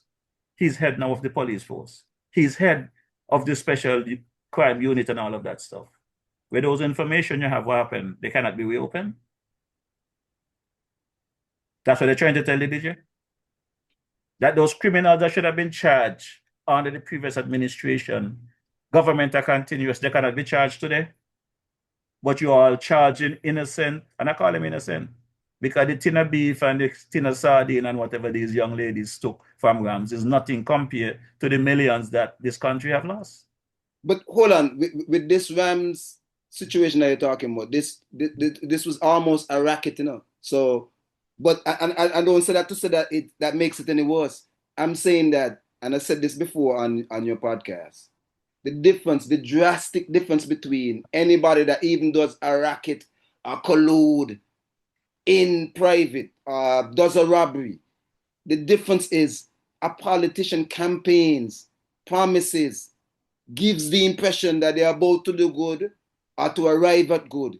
Get the reins of power and supervision over other persons, in that they're policing other persons, and still commit the greatest rackets all throughout our history. Because you talk about the commissioner of police, this ain't the first time we've been hearing things like this, or alleged things like this about the commissioner of police. Why? Because traditionally across the Caribbean, the Minister of National Security is the boss of the Commissioner of Police, and not a commission, not a police board or police commission.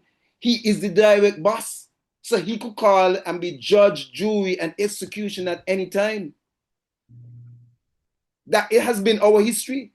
That has been our history, that all our commissioners of police have been politicized. It's not nothing strange to us, but here's what happens. We make noise when it comes against us. But we know if a gross crime is committed, we could call a politician. Because a politician could either call the boss or he is the boss, and we could get through to the police department. That's always been the case.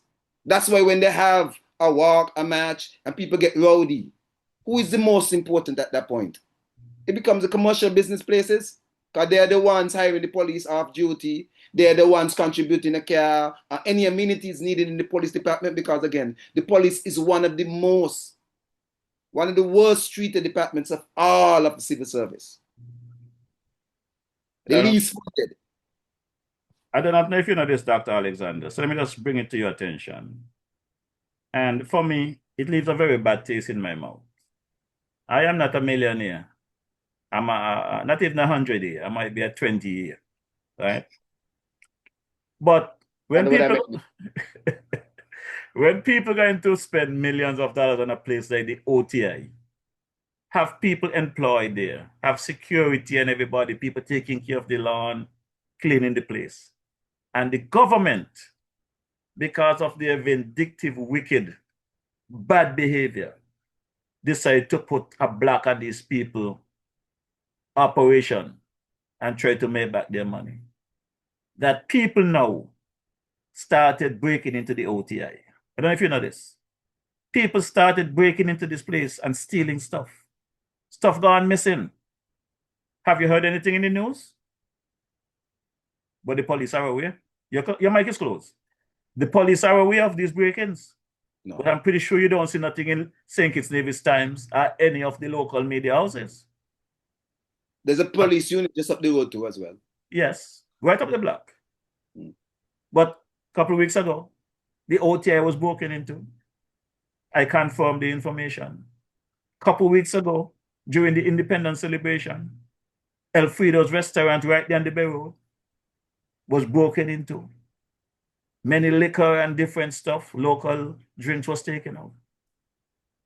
This government, the people, the bad actors are taking lead messages from the bad actors in government.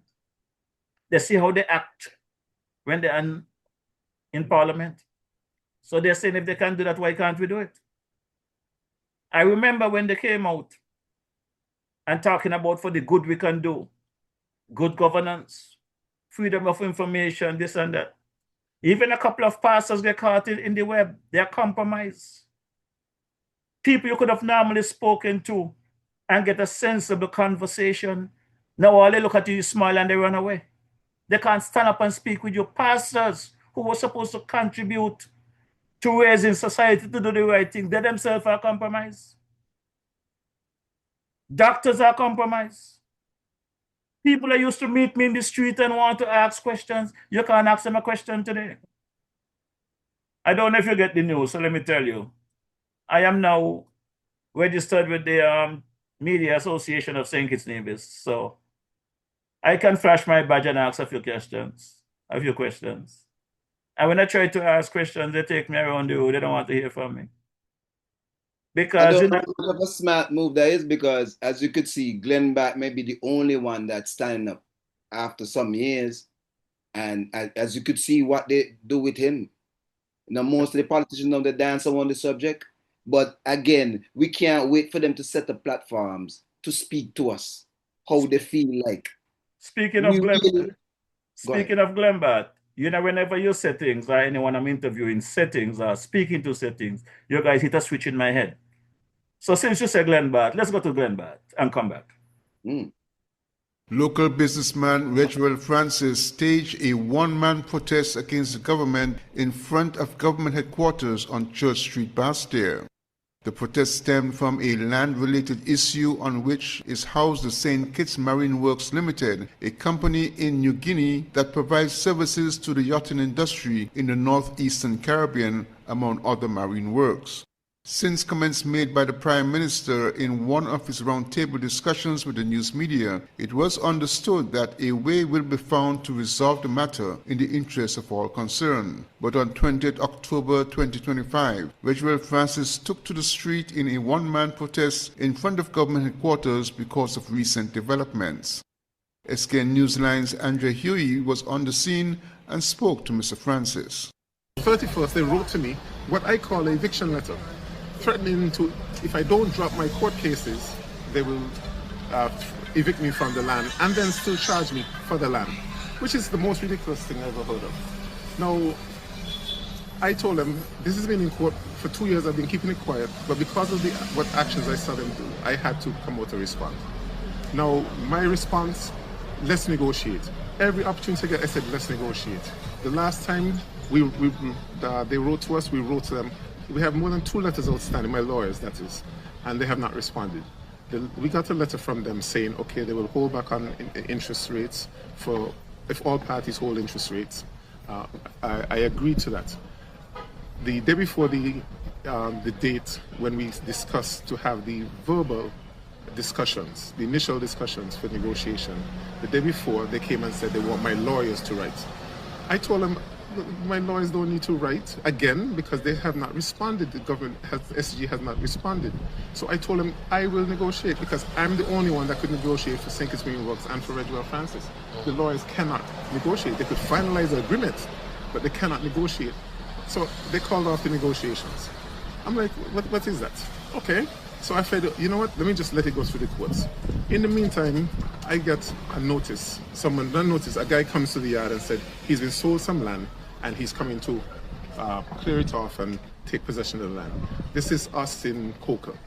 From Old Road, apparently he's been told he's got to move his cars and so off some land in Old Road.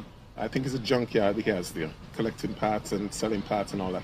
And he wants to move it into the middle section of the eastern side of the yard, which is one of the key things I negotiated for. It is within the bounds. My boats are all within the bounds of the Crown grant which we presented to the Attorney General's office.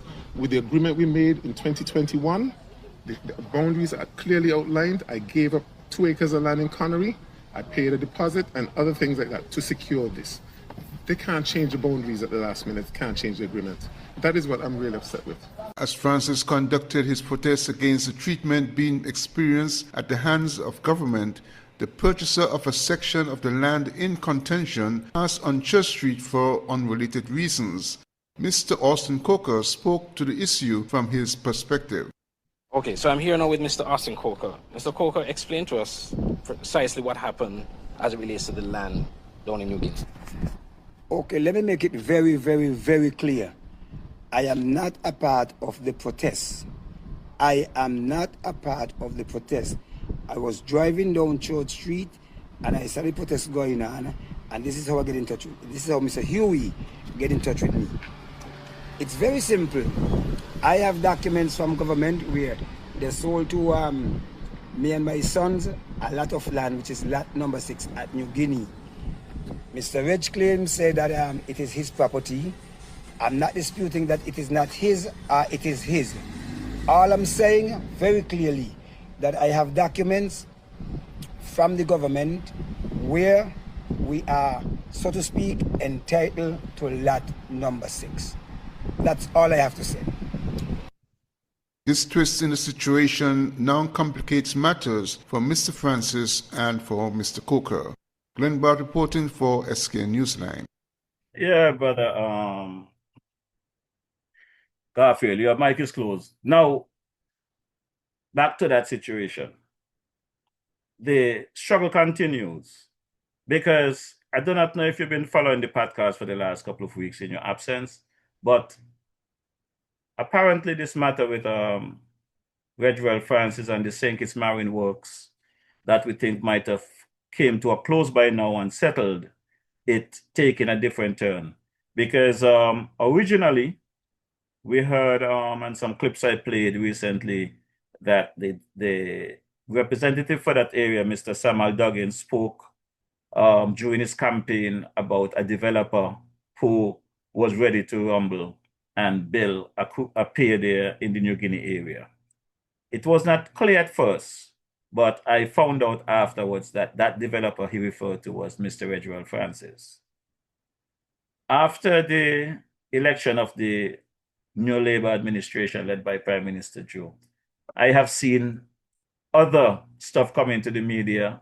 There's some signing of some $40 million for one way for some project in the New Guinea area that was signed, I think, either in Grenada or St. Lucia, where the Prime Minister and Minister Duggins was present. And over the last couple of weeks, with the Christophe Harbour, the Friars Bay, the Glen Barrow, the SSC, a lot of stuff came to a front where the rounds was being made on Freedom FM and other media. There's 2 clips there. I will not even waste time playing them right now because everybody, I think, heard enough of them, where the Prime Minister claimed that, well, first, the AG, Attorney General Garth Wilkins, said that whatever is going on at New Guinea, there is no fact or no truth to the fact that no Nigerian or no outside entity have any interest in where Mr. Reginald operates from, nothing like that. The Prime Minister came back and said whatever the AG says, he supported. There is nothing like that. And he wished Mr. Reginald Francis well. But after all of that, if Mr. Reginald Francis has a sales agreement from 2021, which would have been under the former administration, for purchase of some land in the New Guinea area, and whatever the dispute was with monies owed to Mr. Francis by the government, and vice versa, he was waiting to get that money to pay off for the land. How in 2025, January, the person who is now the AG, who was his attorney back then against the former administration, who now become the Attorney General of this new administration, is having conflict with his former client to settle this matter, is beyond me. But it did not stop there. I was made to understand that there are people who were sold land in that area that Mr. Redwell Francis legally occupied based on his agreement with the government. Land is being sold within the confine of those boundaries as late as January of this year. So how do we have a government within a government? Like they're trying to build a state within a state in Nevis? This is where we are, Dr. Alexander. The AG is the AG of Reggie the hoteliers. The AG is the AG of the two guys on Friars Bay are the AG of the hoteliers. Our Prime Minister is the Prime Minister of this nation, including the south of Nevis, or the Prime Minister of Buddy Derby. So again, I'm not going to go back and ask the previous question. I want you to answer this. Who chose the AG? How have we traditionally, how does a parliament, a prime minister who is usually given that task, how does he pick an AG? Who picked Juicy? Who picked Gaff? Because we have a wealth of lawyers around here. Some of them luminaries, some of them seasoned. Why was Gaff chosen? It all begins there. Because we could see that he has loudly, I wouldn't even say quietly, loudly left a legacy for himself. Why you think his father came in? Like, people are making a big deal about it. But I was expecting that. Charles had to say something about this. Gaff is destroying the legacy that he has carefully constructed all these years. Gaff is strategically dismantling his legacy, and he had to step in. So we've had his father step in. We've had multiple seasoned lawyers and politicians step in. And Gaff is not breaking at all. Who put him on this war path? Who elected him? Who empowered him? His power comes from the lack of power and authority and sovereignty of our Prime Minister.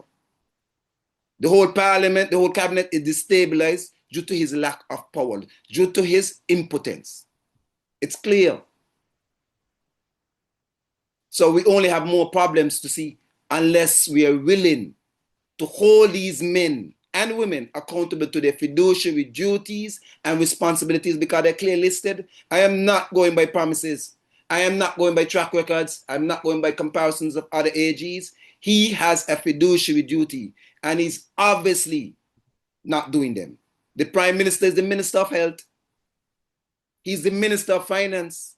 I'm telling you, multiple departments within our civil service, the budgets have been cut despite what they declared in December. I just happened to hear that guy, he's not at Central Bank anymore. I don't want to forget him because his wife was my patient and his daughter was my classmate. Peter Adrian.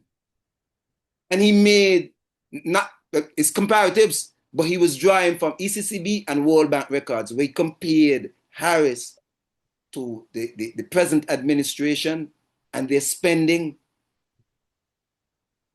and the places where the monies are coming from. We're borrowing more from the local banks, and we have only one local bank, one indigenous bank, that's the National Bank, and the Social Security. So Dr. Drew, all that he's doing, all the gallivanting you're doing, you think that, oh, y'all have to talk. Timothy travel a lot. All those are being banked against your children's future and against the workers' effort, blood, sweat, and tears. Timothy is no different. He made some of the hugest drawdowns from the Social Security towards the Development Bank. That's where you could hear Dr. Drew, even before and now, speaking of the Development Bank. But I want the public to understand certain things. Passports were being undersold. The prison was built. Development Bank is dry, according to Dr. Drew, and nobody has been arrested. Nobody has even been held for questioning, because historically, traditionally, our politicians never get in trouble for the wrongs they do, even though the wrongs they do affect generations after generations. We talk about the Southeast Peninsula Road as if it was the greatest thing ever, but even then it was criminal. There was McKnight and Newtown to be developed, and roads to be built there, and infrastructure to be put in place there. We invested that money, not our own money. A bank, we had to go and borrow that money and invested it on private property. We're seeing some dividends now, way after 40 years later, that he has the greatest beaches. But again, it was private. We talk about private zones. The first two private zones of St. Kitts was the sugar factory yard and estates and the engineers and the white people living around here and the Southeast Peninsula, because it was always privately owned and all the owners had boats. I have guys in my high school who would take the boats over there, I won't even call any names, and run dirt bikes over there while they were in high school. I could call the names, run dirt bikes. I didn't even own a bike, and these guys were allowed to take the dirt bikes on the boat and over to the peninsula because the parents own land and homes over there. So that was a gated community. Christoph Harbour is a gated community. There's another gated community when you go over the hill, just over Friars Bay on the side, there's a gated community. We speak as if like these realities don't already exist with us. When Christoph Harbour was open, you couldn't go there. You couldn't go down to Saw Plage. I remember when you couldn't go down, you had to be a member. I remember seeing pictures of Dr. Douglas down there as a member. So we have leaders that came from the bowel of labor, from the bowel of Bratcher, the bowel of poverty, and feel good on yachts, feel good in the Mediterranean and in Morocco, feel good in gated communities within St. Kitts. When the title and the power given to them to arrive at these places were given to them by the people, and at no point have yet to be convinced of any politician, any administration post-1980 that has really invested in the people, who has really believed in the people, a leader who sees the worth of his people. Because Mark Brantley, Dr. Drew, and Garth Wilkin do not see value in us. I question if they even see value in themselves. You leave out one Jeffrey Hanley. Well, all the rest, it's one cabal, but the figureheads, because I do believe some of these ministers would have pulled up the socks if they had proper leadership. They're slacking and they're stealing because everybody is slacking and stealing. Anyway, I got to big up my boy here, the Big JL. On the 26th of September, he did a lovely closing. So let me drop this one for my boy JL. I got to check in on him. Letter that Rudy Val penned and that you shared with us just now. But what I want to share with you in closing is that we are supposed to be a democratic country. Yeah. When politicians are in opposition, they're all for the people, of the people, by the people, all of that. Yeah, to get into government. There you go. But from the time you get in, you forget the people. Yeah. At times, it seems to me. Yeah. And that town halls, which were, you know, before you get into office, you're having meetings here, there, and everywhere, because you want to get elected. Once you're elected, you tend to not want to see so many meetings. Or it doesn't happen anyway. But I think that politicians should give back to the community by having town halls monthly. Whatever you want to share with people, share it with them at the town hall, because people will come out to town halls because they feel a part of the government. I feel that in this case, the SSZ zone should have been special sustainability zone should have been shared with the people before it got to Parliament. I think that something should have been done at that level to involve the people, because you're people's government, you're a democratic government, and this is what democracy is all about: caring for people and sharing with people. That is fundamental. Yep. And so I want to urge governments all over the world, including those here in St. Kitts and Nevis, and in opposition, because when you're in opposition, you see everything, but when you get in, you forget. So share with the people at all times. Have your broadcast, but go out and meet the people face to face. Right. Because this is what it is all. This is what governance, good governance is all about. That's right. That's right. And so I'm calling on politicians near and far, especially those in St. Kitts and Nevis, all the political parties. All the political parties. If you care for people, and you want to get re-elected and you want to be a good, successful politician, care for people by sharing. And so this is what should have been done. It's not too late. No, never too late. Never too late to consult the people. Never too late. So that's my contribution with that. Yeah, I think the SSZ law, bill, act, whatever you want to refer to, is that need to be repealed. They said the cover-up is worse than the crime. And it was a criminal act by the Premier, Prime Minister, the AG, and everyone else who was involved. That was a criminal act. to mislead the people. But That was wrong, right? You speak of repealing it, Marius. How do we go about repealing it? Easy. The prime ministers have to go into cabinet and repeal it. No. I mean, in parliament. But I'm saying, if they obviously they're not relenting. So the only thing is a judicial review. So where are our lawyers to put forth this, to construct this? Because it can't just be a plan A that we're hoping that these guys' conscience will bother them or they will hold themselves accountable and go back and repeal it. What is the other option outside of rebellion? The other option is a judicial review, and we have enough lawyers, enough legal luminaries to put that forward.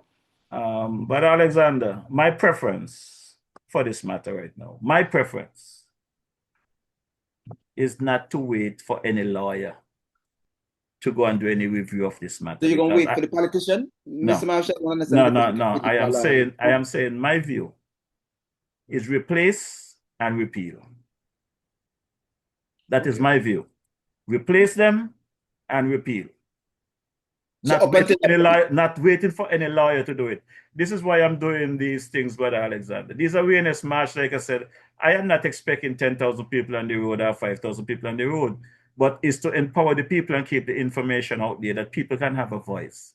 Because believe it or not, that last awareness march that we had, you'll be surprised the amount of people that reach out to me near and far. No. That you're preaching to the converted. I'm converted as to the power of that deal. What I'm saying now, it's separate to awareness and the marches is that we have instruments. We are not powerless as a people to wait until the next election, because that's what I keep hearing people saying, wait until I'm wetting my hand. No, because Junie just, you put on the video about the audio of Judy, and Junie spoke of town halls.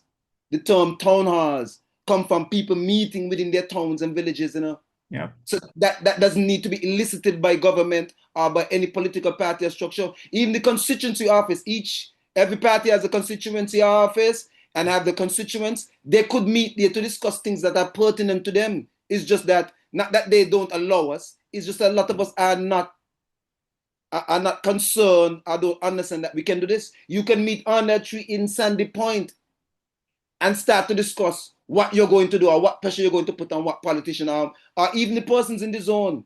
I was told it's 200 owners are over there, but yet I'm just hearing one of your members in NRP. We are the owners of these lands that all of us are clamoring to protect.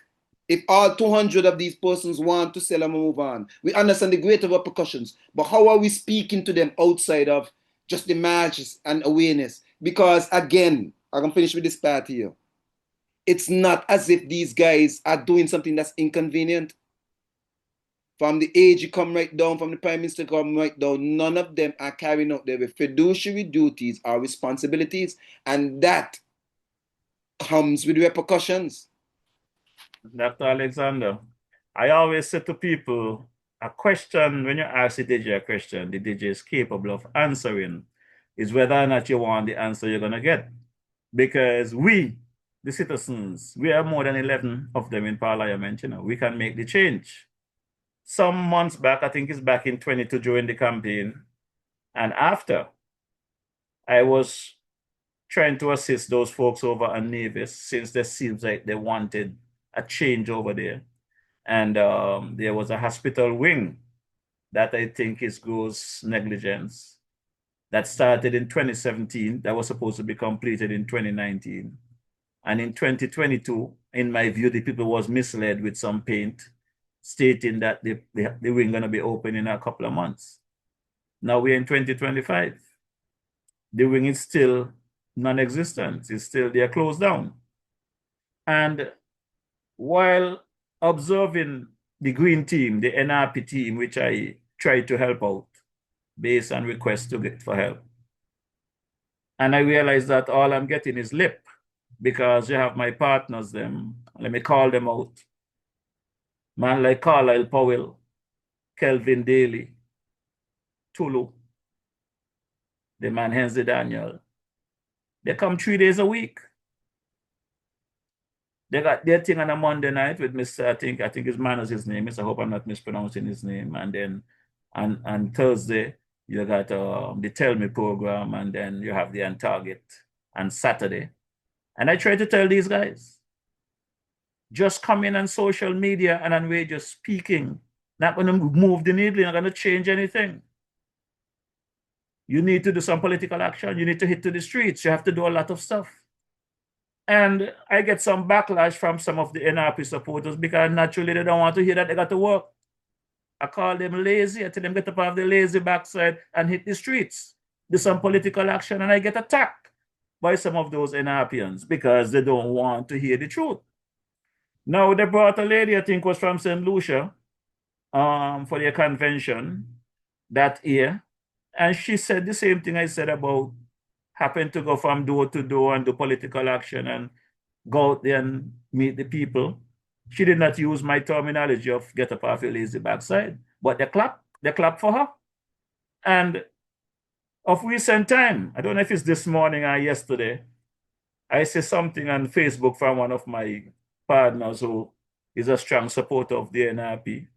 And he's calling them out about not doing enough. They did one rally sometime there when this thing first came up. I actually went across to Nevis for the rally. And since then, there's nothing. We had our march here on the 26th of September. Everybody knew of it. I don't even think it's a Maoist thing, but this is for the citizens. This is for to save the Federation. And Tulu showed up representing himself, Brother Jeff Pemberton, gentleman there, Mr. Gaston. I appreciate him. His son came down and support the cause and everything. We had a couple of people that came down, and Charles Gaskell and them came down and supported the march. A few people who supported the march. You had the leader of the People's Action Movement and her team. You had the deputy leader of the PLP and a few of his team. The leader was our father. But people came together. But basically, what you're saying, Brother Alexander, I understand what you're saying, and I support what you're saying, but I also know the reality is people are not coming out public and doing what they need to do because of the backlash, the victimization. They know the kind of government that they're dealing with. And it's not just the people. It goes deep into family and friends, that will be affected. So for the folks that don't hit the street, as I've said in the past, I'm going to continue saying it. See me online, because I am the one that getting the numbers online. I am the one receiving the messages and the phone call. And I know when the time is right, the people are going to do what is right. I have people in high position that have met me on the street, that have messaged me. Mr. Marisha, keep up the good work. We understand the struggle. You are not alone. Mr. Marisha, I want that. I want person, if you are so enlightened by my action and my activism, to do the same. Until then, it's not going to happen. Here's what I'm saying. Here's what I'm saying. Don't tell me it's not going to happen because you got me involved because I saw you. So use one off. Use one off. It's not going to happen in a big scale. Listen to what I'm saying, man. Listen to what I'm saying. I'm not being unrealistic enough. I'm not saying that it's going to happen. I'm telling you what I expect, and far short of the expectation, that person or group cannot get my respect. So, for example, I've said it and I've said it publicly. The name Brantley is no different from the name Daniel. NLP is no different from CCM. SKNLP is no different from PAM. To me, in terms of the branding and what they mean, all these parties mean the same. All these parties are political machinations of men who we be allowed to thrive for more than what is needed. Like, we still have people talking about Dr. Kennedy Simmons in PAM. And we're in 2025. So I'm saying, I am not impressed by these guys, and I don't think I will ever be impressed by these guys. It has to be said. This is happening in Nevis. This is ground zero over there. And we have people playing nice still, dressing up in their nice shoes, just want to come over and go over to the radio, then have a breakfast before they head back over on the boat. That's not political activism. That is not even activism without the politics. And it shows that these people don't truly care, because they don't want to put a skin in the game. And at this stage in the game, it's about who wants skin in the game. And and you've heard me say this from the very first time we interact. I am not taking back anything that you're doing because that activism that's needed and that's needed to be constant. But there's also the clandestine and covert activity where we're just not gathering information, where we're writing letters, where certain things are going towards the irresponsible fiduciary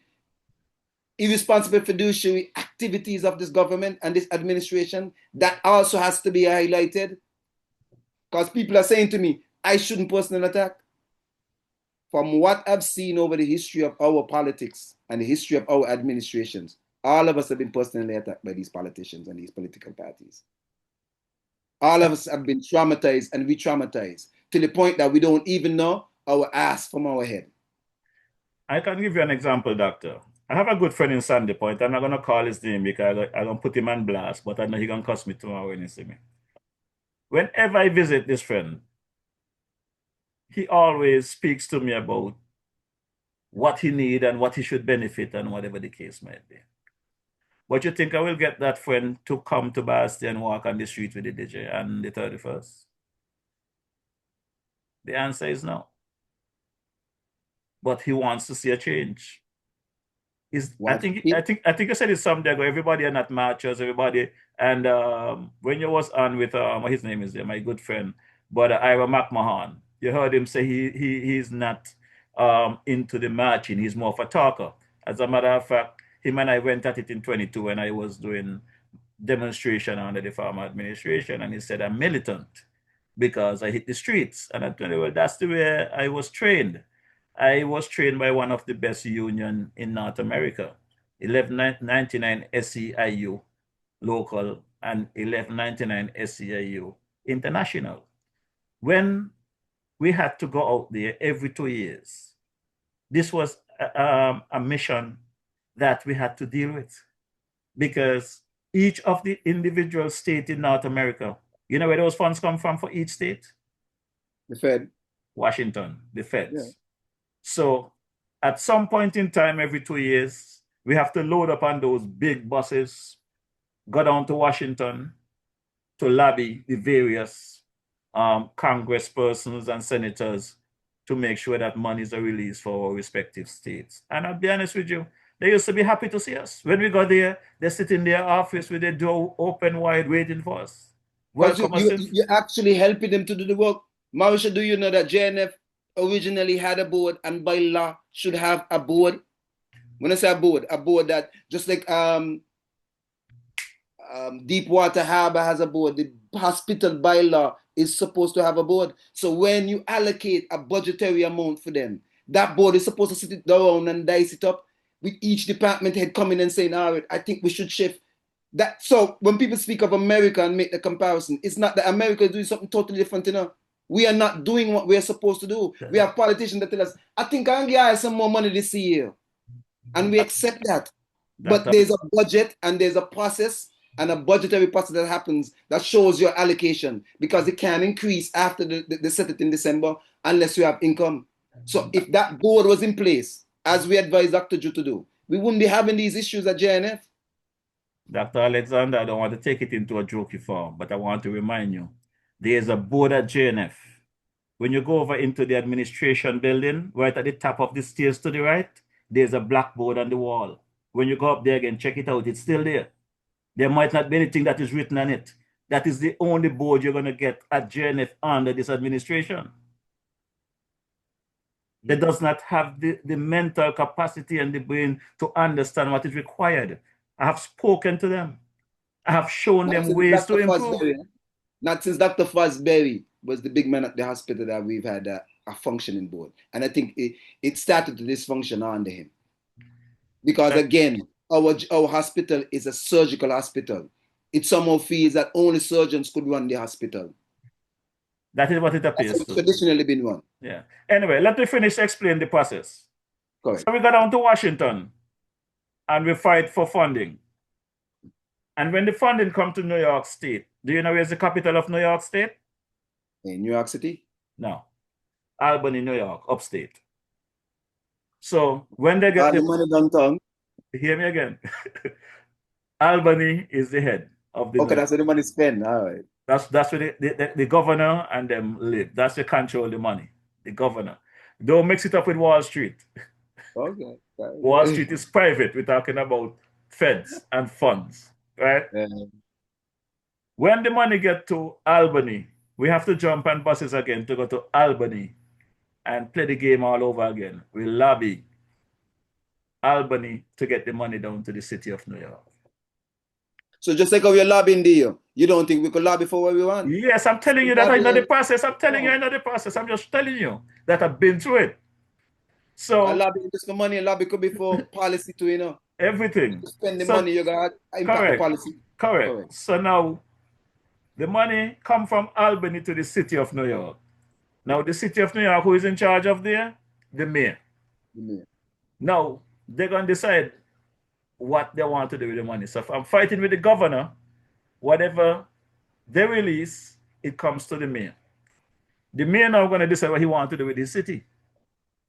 So we have to go and fight with the mayor to get money now to the institutions. There's a lot of these institutions that are privately owned and some is city owned. So we have to fight and justify the need. And we get lucky sometime and get some good money into the various healthcare systems. And it's a variety of healthcare issues in North America, as you would know. But when management get that funds, they too want to hold on to it for their raises and their perks and whatever, you know. Correct. So after we done go through Washington, Albany, the city of New York, we now have to come and fight with management. We being the union. The workers and the union. I just want to bring that to you. I just making sure everybody get the union, which is comprised of workers, along the way, each step has to keep everybody's feet to the fire. Correct. And guess what? As a union rep, I myself sometime after the money get to management, I don't only now have to fight management to get the money to the people. We have to fight the union as well. Because the union, they're cutting deals for themselves as well with management, leaving out the workers. So you got to have troublemakers like myself who stand up to management and union. So when you sit in them boardroom and you hear the noise in them boardroom, bet your life Marisha Voice is one of them. I could remember. So Marisha, you see a correlation to what the activities we do over here and what's needed here. We have the present administration is the child of the St. Kitts and Nevis Anguilla Trades and Labor Union, not just a labor union, trades and labor union. That's and they're doing the most damage. And they're doing the most damage. And apart from most damage, where is the union in all this? Non-existent. When did the union die? Under Dr. Llewellyn Douglas. That's when the union died. So I'm just trying to show you the history. That from 83, since Pam, not Douglas. It maybe was on it was on support systems by Douglas, but Dr. Douglas finished killing it because again he needed the union for his activism outside. But it's Pam is what killed the union. That party killed the union. So Pam can never come to me and tell me they love the workers.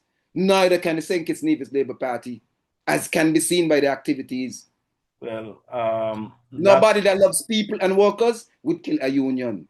The union will exist because we've had PAM, Labour, and PLP, and none of them have strengthened the union.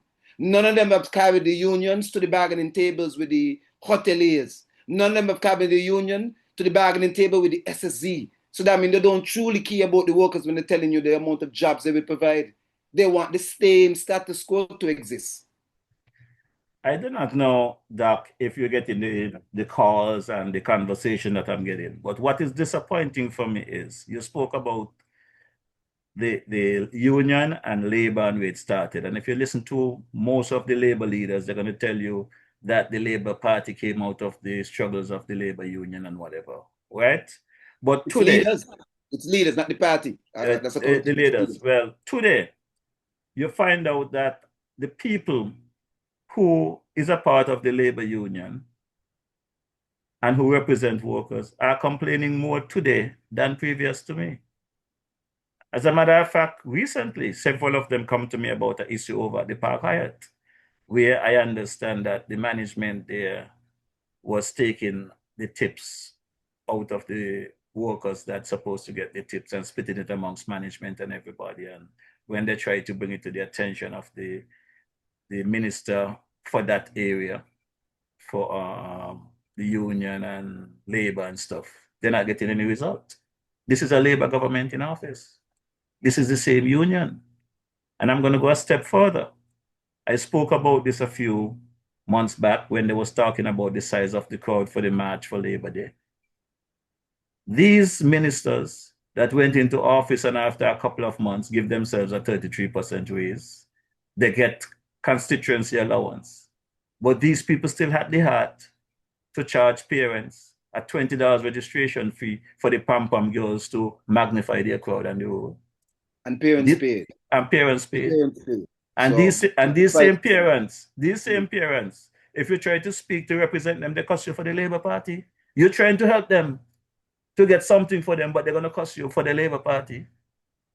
You're familiar with the story of Judas, right? No, I stopped reading them things there. Okay. Because sometimes you look at them and like people like to look at the Bible and think like Christianity, but there's a lot of esoteric message here and a lot of repeating wisdoms. Yeah. I have a clip here I want to drop before we get off, and I want to drop a song as well. There's a gentleman at town hall that apparently was the recent town hall with the Prime Minister that was speaking about access to the beaches. So let me drop this clip and then I'll give you an opportunity to, if you want to do your closing before or after this song. But I need to drop this clip because it's good to see citizens going out to this town hall and giving their input. I am saying to you, Mr. Prime Minister, with all the rancor, please let our government work and let it strengthen the legislation in areas that is not strong. Access to beach was done by Robert Llewellyn Bratcher, but it needs to be strengthened by a long way. Some investors don't have the interest of us. It's dollars and cents for them. And so, take for instance, the new development that's going to happen at Friars Beach. No way they could have asked shipwreck them to move. You crazy? They must incorporate them, fix them, but you can't ask them to just move off. Yeah, that was a clip there from an individual, a citizen, a resident here during the recent town hall. But I'm going to drop a second clip here I would like to drop, a conversation between my good cousin there, Dr. Martin, Sam Kanda, and Jamie on Freedom FM a few months back. When last have you spoken to Dr. Martin? Your cousin? You're going to let me finish my clip, you know. Those comments, most of the comments, people are paying attention to the ebb and flow of the political arena because that's where the leaders, the political leaders come from. And I firmly believe, and I'm open to be challenged, that the days of the loyal section, the must win, must vote for me, those days are diminishing. Yep. They're gone. Yep. Well, that's right. That's right. Well, I could the electorate has changed. I could have argued up until the 1990s that both PAM and Labour had a 40%, 30%, 40% loyal following. I don't see that. No. Anymore, and that in the electorate, in the body of the electorate, there is a 60-70% whose vote has to be sought. Notice I didn't say bought. Sought. And so this both means the political party gets support when they deserve it. And I forgot the author of this. Another person We don't said, know that to be a fact because Trump won. well, he won fairly. We don't know if he deserved it. Well, he but won fairly. The elections are won and lost by people who show up to vote. And he got his people out. Elections have consequences. And so the persons who have this must-win mentality in their head, I wish to have a conversation with them, because I don't accept that there's any must-win anyway. We have to fight. And the politicians have to do the work. Have to fight. They have, and there are no, well, apart from maybe constituency 6, there are no safe seats in St. Kitts and Nevis. Well, let me not speak for Nevis, but there are no safe seats in St. Kitts anymore. Yeah, man. Which one? 6 and 3. Yeah, that's what I said. 3? Oh, yeah. I don't know about that. Well, but 6 maybe. I think. Well, I'm going to end by saying it's going to be a very, very hot topic when there's boundaries change. Yeah. The boundaries changing? When there's boundaries changing. They have to change. Well, we join the boundaries. Yeah. They have make to them change. constitutional. I think all bets are off. We have new calculus. Yeah. And so again, I want to end by saying, we, the people, the electorate, have to insist on the political parties that they put up the best people to run, because we cannot afford idiots in Church Street. And where's the NIA located? And Charlestown. Cannot afford that. Mr. Kondo, any final words? Yeah, I think these are really interesting times. Okay. And people think, I think people don't give politics and politicians the credit and the admiration and think that is due. I say that this is something that I enjoy doing and will do it again. You would? I would do it again. He has not thrown in the towel, that's what he said. I will do it. Not now, not that No, go I back to understand. run. I understand. In a new life, I don't know new what sound Dr. coming. Martin was trying to do, but I understood what you meant. That's the thing. And this is an honorable thing. This is a good thing. And people have to learn to differentiate between service to the people and parasites. I mean, do we have a lot of parasites in politics? I always saying that the most sacred duty of a citizen is to vote. Without government, life will be nasty, short and brutish. But I can. There's nothing wrong with the politics. It is the people who are involved. I can also understand that sometimes people become disenchanted with politicians, as the person wrote that. The person wrote that all the politicians bad. Yeah, no, all the right? politicians. But people have that notion that a lot of times people enter politics not for the good that they can do for the people, but the good that they can do for themselves. Absolutely. Right? So that makes people not really want to go out to vote. So it is the politician's job and the job of conversations such as these to educate people about the importance of making the right decision. Something, and we're talking about the resignation. We're still speaking on the adjournment. We're still speaking on the adjournment. Yes. So, brother, Brother Alexander, you was asking, cap your screen up in the mic. You was asking me a question there about my good cousin, Dr. Martin. What was the question? I was asking, when have you had a conversation with him? Well, my good cousin and I don't have conversation like that, other than during the time of the campaign. We will see each other every couple of days whenever we have meeting. While I was at the JNF, once in a while I would run into him. He walked the dream street, I walked the streets. So we're not going to see each other like that. The last time I think I actually spoke to him is when I called to give my condolences on the passing of his mom, which was some months back.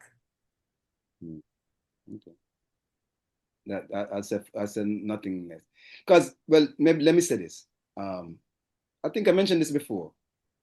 In Folk Farm, I was awarded a scholarship, a rock scholarship, reunion class of, I don't remember the year, but it involves Mikey Martin, Peter Jenkins, Victor Williams, all these luminary guys from within our society. So these are guys I grew up with as uncles, looking up to them, seeing their so-called successes throughout life. In fact, when I came back as a practicing doctor, I was the first out of the group to open a private practice, and I opened at Medical Associates because Dr. Kathleen Ferdinand was my mother's doctor, and we had a really nice relationship. And she told me, this is your home. So I opened there. Dr. Martin, Cameron Wilkinson, and the Lawrences were there at that point. And at this further date, Dr. Martin and I shared one office. So apart from our closeness from all those years, we were close in that we shared an office, as in me as a doctor. It wasn't like he was doing me a favor. We split the rent, split the everything down together. So that for me was a moment where I felt, because I always knew how we operated.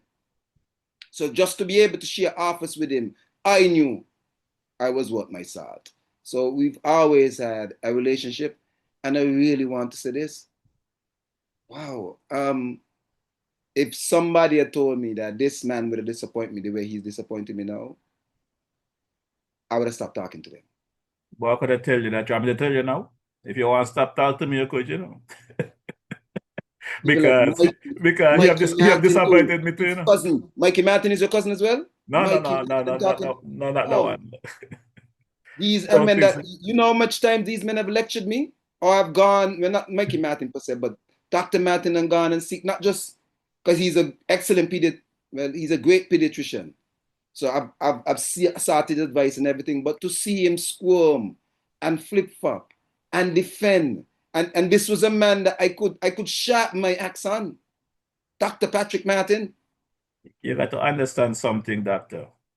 You cannot bend a quarter or 25 cents, but you could fold a dollar bill, different angle, right? That was the old days. Today, dollar, you cannot bend it. So now you got to go up to a $5 bill to get it bent, or a $2 bill. So that is how they operate. All depends on what could fold in their palm. Wow. They're not at our level. Point of you mentioned the word lobbying, and I want to reiterate the point. Lobbying ain't just lobbying for your slice of the pie. You could lobby for a policy. You could lobby for a repeal. There's so much things we could do and when I say lobby, I don't mean just picketing or going out in the street, where you meet in these rooms and you put forward your amendments and you do a judicial review. These are part of the activities that we need to carry out. But Doc, what we're doing here on a Wednesday evening is part of lobbying, It comes in different forms. Of course. No, I'm sure I don't want to use semantics. You keep saying as if like I'm saying that you're falling short. I am not saying you're falling short. No, I'm not saying that. I'm not saying that. Yeah. Remember, we're speaking to the general. We're speaking to the general public, so we just want to clarify any concern that the public. I could big up Patches and others. I have to big you up. You've been doing it much longer, and you've been doing it with a clean heart and uprightness. Making sure what has caused the shift in the other gentlemen and their podcast. Because again, remember under the last administration, that program groundings or groundation or whatever they call it, that was the backbone. Yeah.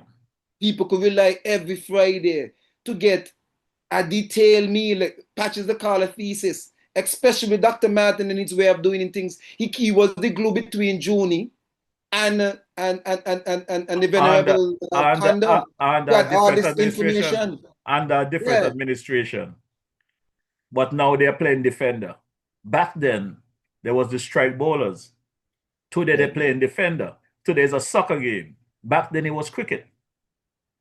And I could answer. But they are a reflection of what's going on. Like they're doing it openly and publicly, but that's a reflection of the but people speaking about it. To convince.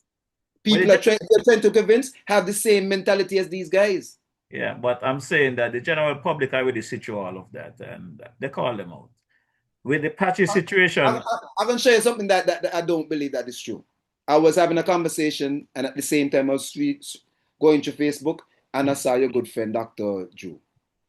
He's in Keys with his stethoscope around his neck, and I don't remember exactly what the word said, but he said he was doing house calls for the elderly and whoever in that point, right? And I was having a conversation with another person who's very close to me and knows a lot of what's going on. And I said to them, do you know one of the things that endeared me to my brother Umi, even when I wasn't so proud of him going into politics, was his interaction with the village of Keys. Like, I saw him like right after losing an election, head over there and was assisting.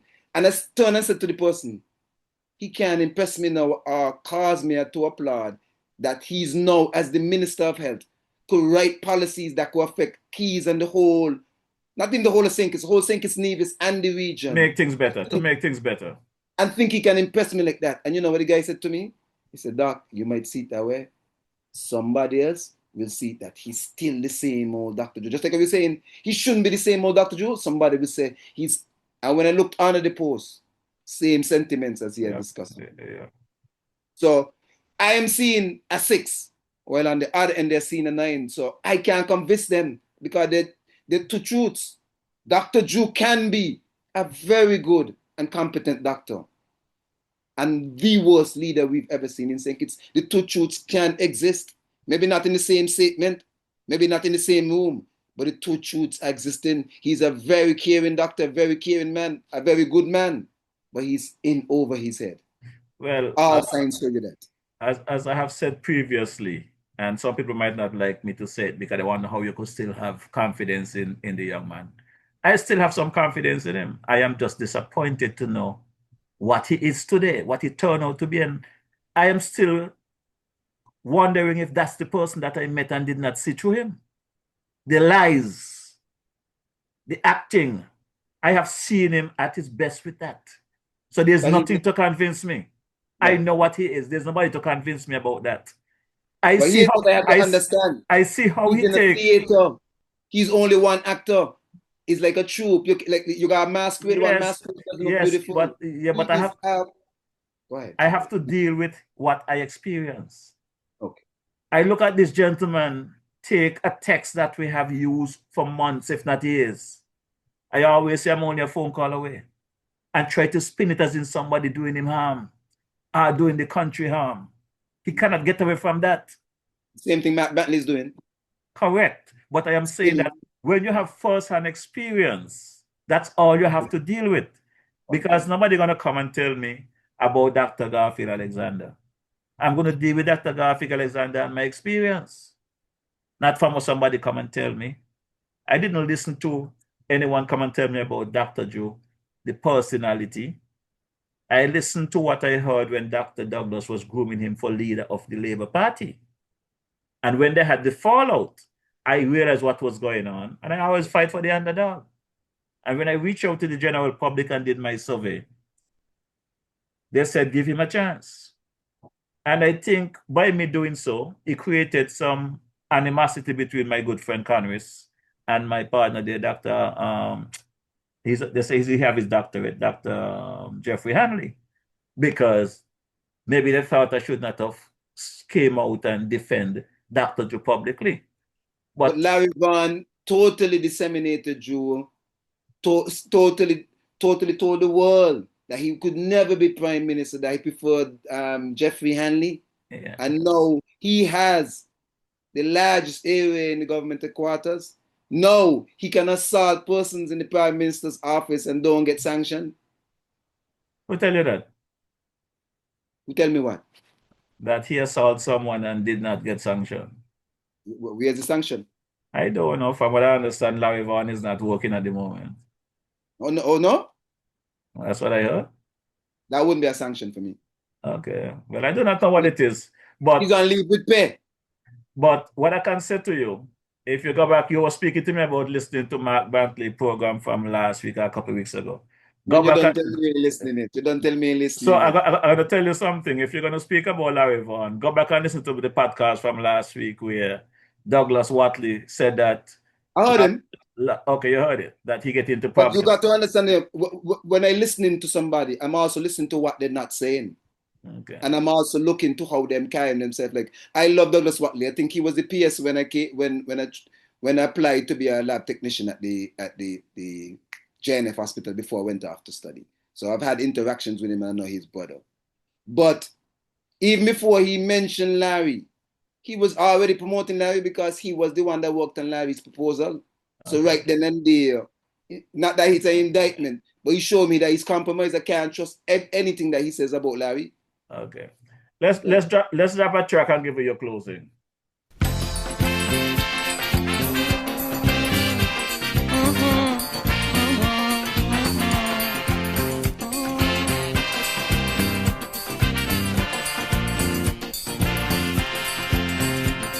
Today, when I look around in the world, what do I see? I see footprints that man have left on the sand while walking through times. I see fruits of our ambitions, figments of our imaginations, and I ask myself, when will it end? When will it end? It is plain to see, universally this land is not bountiful as it was, simply because in his quest for success, nothing stands in man's way. All rivers run dry, soon the birds will fly, the mountains will be no longer high. And when I really think of it, I just wonder why, oh why.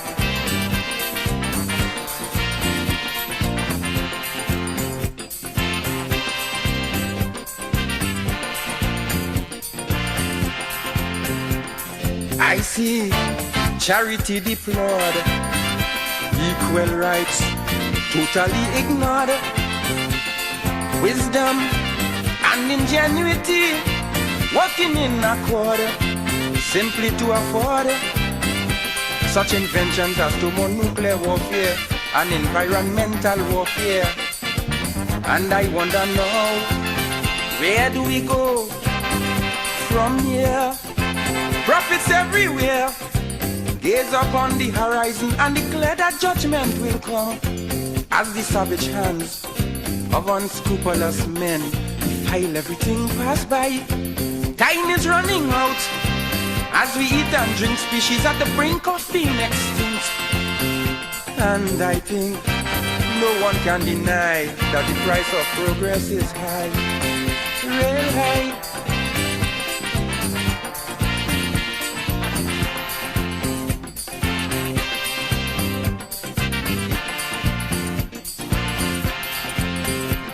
I see consciousness as bait, as today we live recklessly.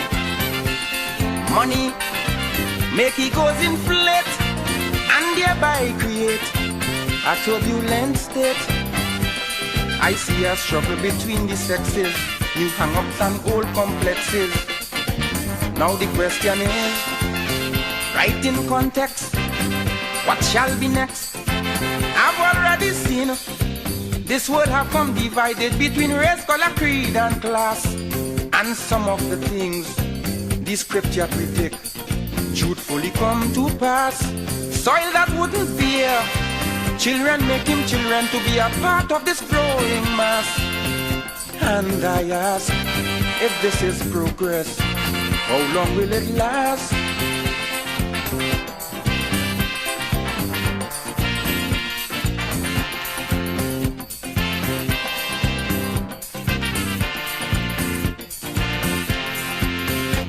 Yeah, but Alexander, let me see if you give me a 2-minute closing argument there. Closing argument.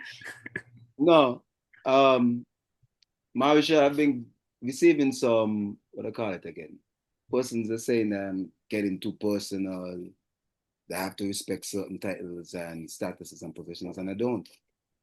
I really don't. Unlike a lot of the persons that are going to come on your podcast or you hear around, I don't wish to be a consultant. I don't wish to write proposals. I don't even wish to be liked.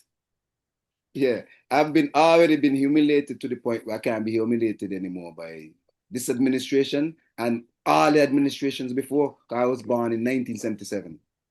So I don't think any administration that I've seen post Bradshaw has done anything but traumatize me and my family.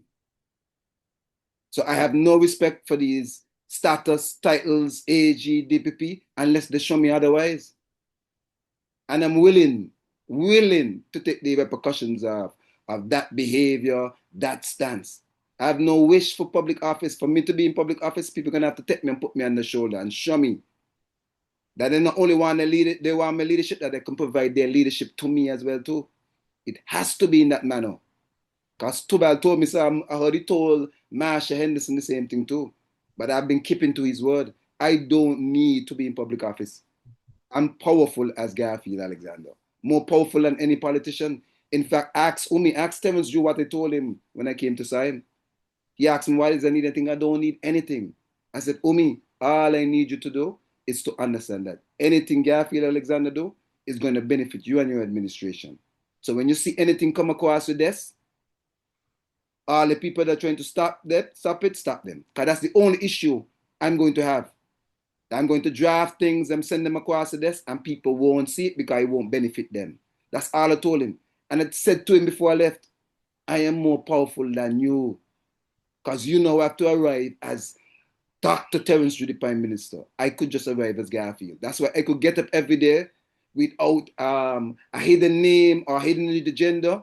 State my opinion on Facebook. State my opinion on any social media handle as Garfield Alexander. They have millionaires that can't do that.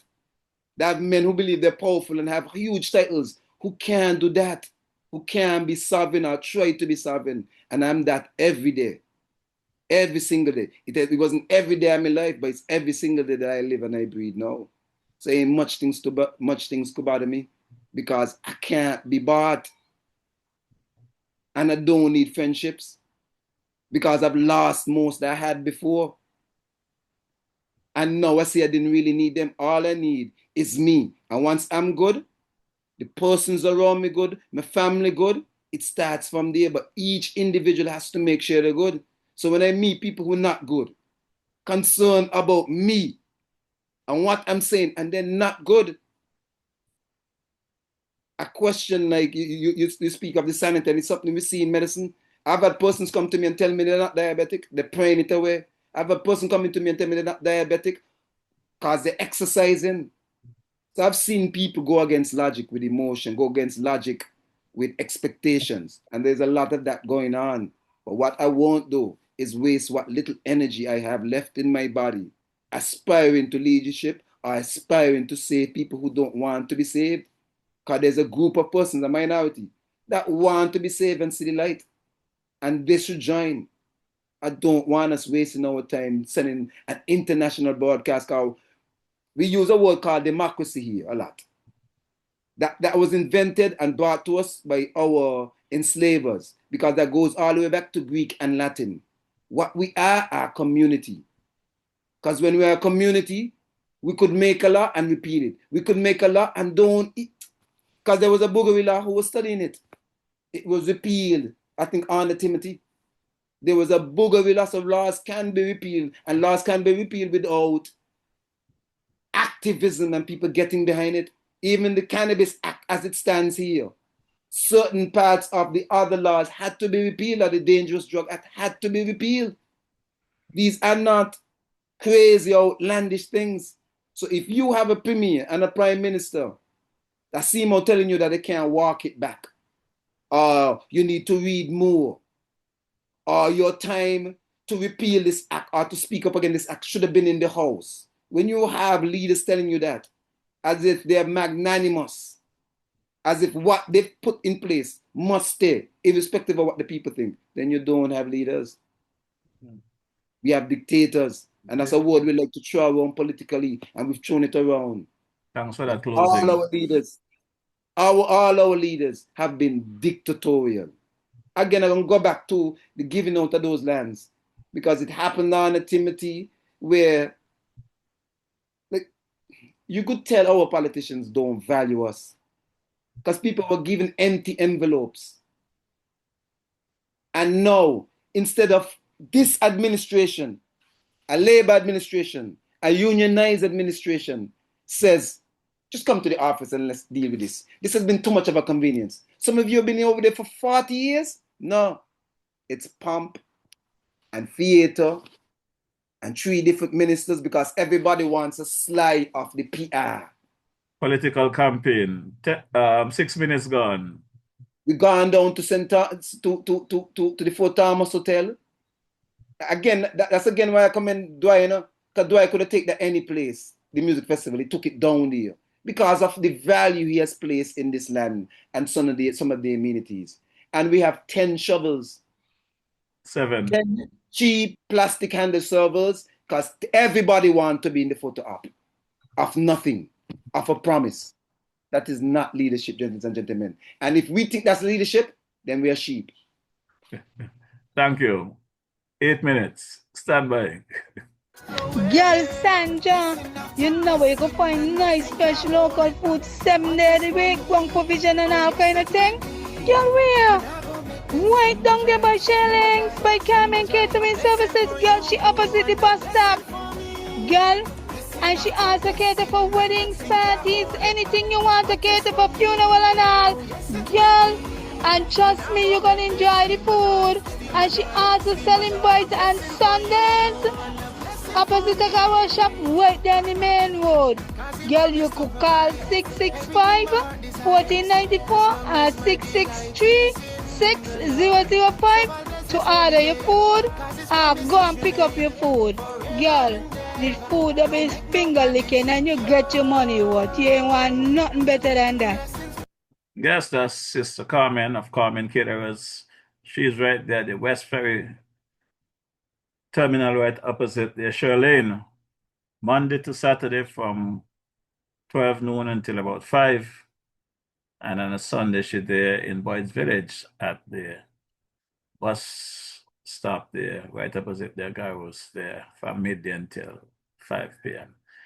Now let's take a run across to the Narrows there, check out what the man Carbo has to say. Cabos, located at Fountain Village in Nevis, is the go-to spot for your Saturday treats. Tantalize your taste buds with his delectable Cabos Delicacy Goat Water. Or, if you prefer some soul food, then Cabos Fungi and Fish is definitely the way to go. Call ahead and reserve at 869-663-9694. Then make your way over to Cabos and enjoy the vibrant atmosphere while you savor your delicacy. Cabos, we are not changing, we are only improving. Yes, that's Brother Carbo there, over there in the Nevis Island. Check him out, let him know that DJ Mauritius sent you, and he will take care of you. Now let's take a quick listen to this ad for our march next Friday, the awareness march of the CEC. Let's unite. Citizens and residents of St. Kitts and Nevis, it's your time! Boots on the streets are required! Let's save our country! Get your placards ready! Friday, 31st October, gathering at the West Bus Ferry Terminal on the Bay Road at 3:30. The march moves off at 4 p.m. until 6 p.m. For more information, call 660-0195. Email grantavenuedjm@gmail.com. Boots on the streets! Friday, 31st October, starting at the West Bus Ferry Terminal, 3:30, moving off at 4. Come in your numbers and be a part of the Citizens Empowerment Coalition Awareness March. Let's unite and stand up for rights. Hey! Yes, like I said, next Friday, 31st of October, we'll see you down there at the West Ferry Terminal at 3 p.m., coordinating ourselves and kicking off at 4 p.m. My good people, until such time, as we see each other next week, I'm going to drop the unofficial anthem of our beloved Federation of St. Kitts Nevis. This one is called Arise by the late, great, the King Arrow. I want to say happy belated birthday to my baby girl who celebrated her 9th birthday yesterday. Yes, baby girl, Daddy loves you.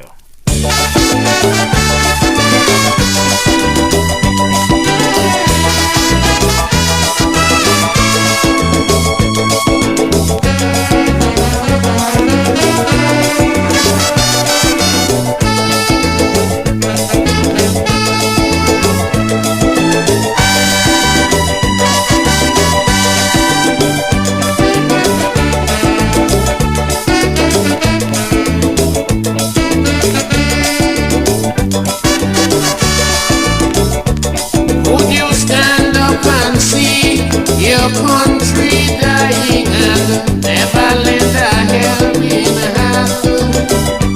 Would you see your children's future dwindling, creating much disillusion? Or would we watch on idly, disregarding our self-sufficiency? Maladministration, wrecking all and no. I said no, not at all. Citizens, let's unite and stand up for rights, all our lives and our lives. Let us reintegrate and correct our mistakes. Reunification, building a brand new nation. We'll move on together, hand in hand. Rise, citizens, arise. The country is yours, all yours, still yours.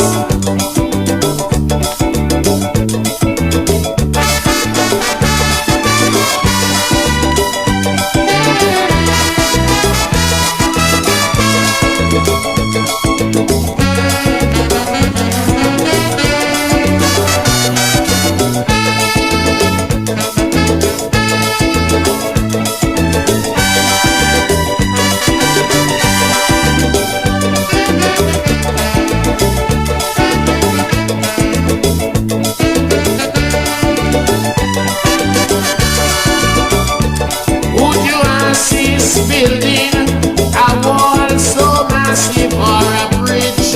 Don't care how small, as one tends to divide our people, the other unite us all.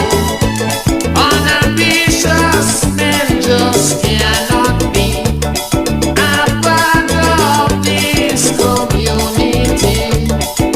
Displaying selfishness, a total lack of interest. No, I said no, not at all. Citizens, let's unite and stand up for rights, all our lives and our lives. Let us reintegrate and correct our mistakes. Reunification, building a brand new nation. We move on together, hand in hand. Rise, citizens, arise. The country is yours, all yours, still yours.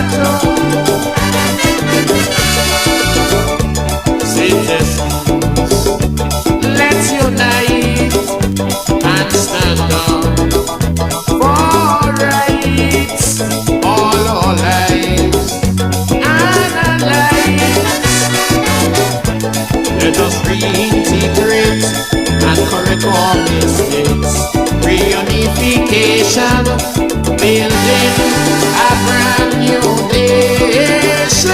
We'll move on together, hand in hand. So rise, citizens, arise. The country is yours, all yours, still yours.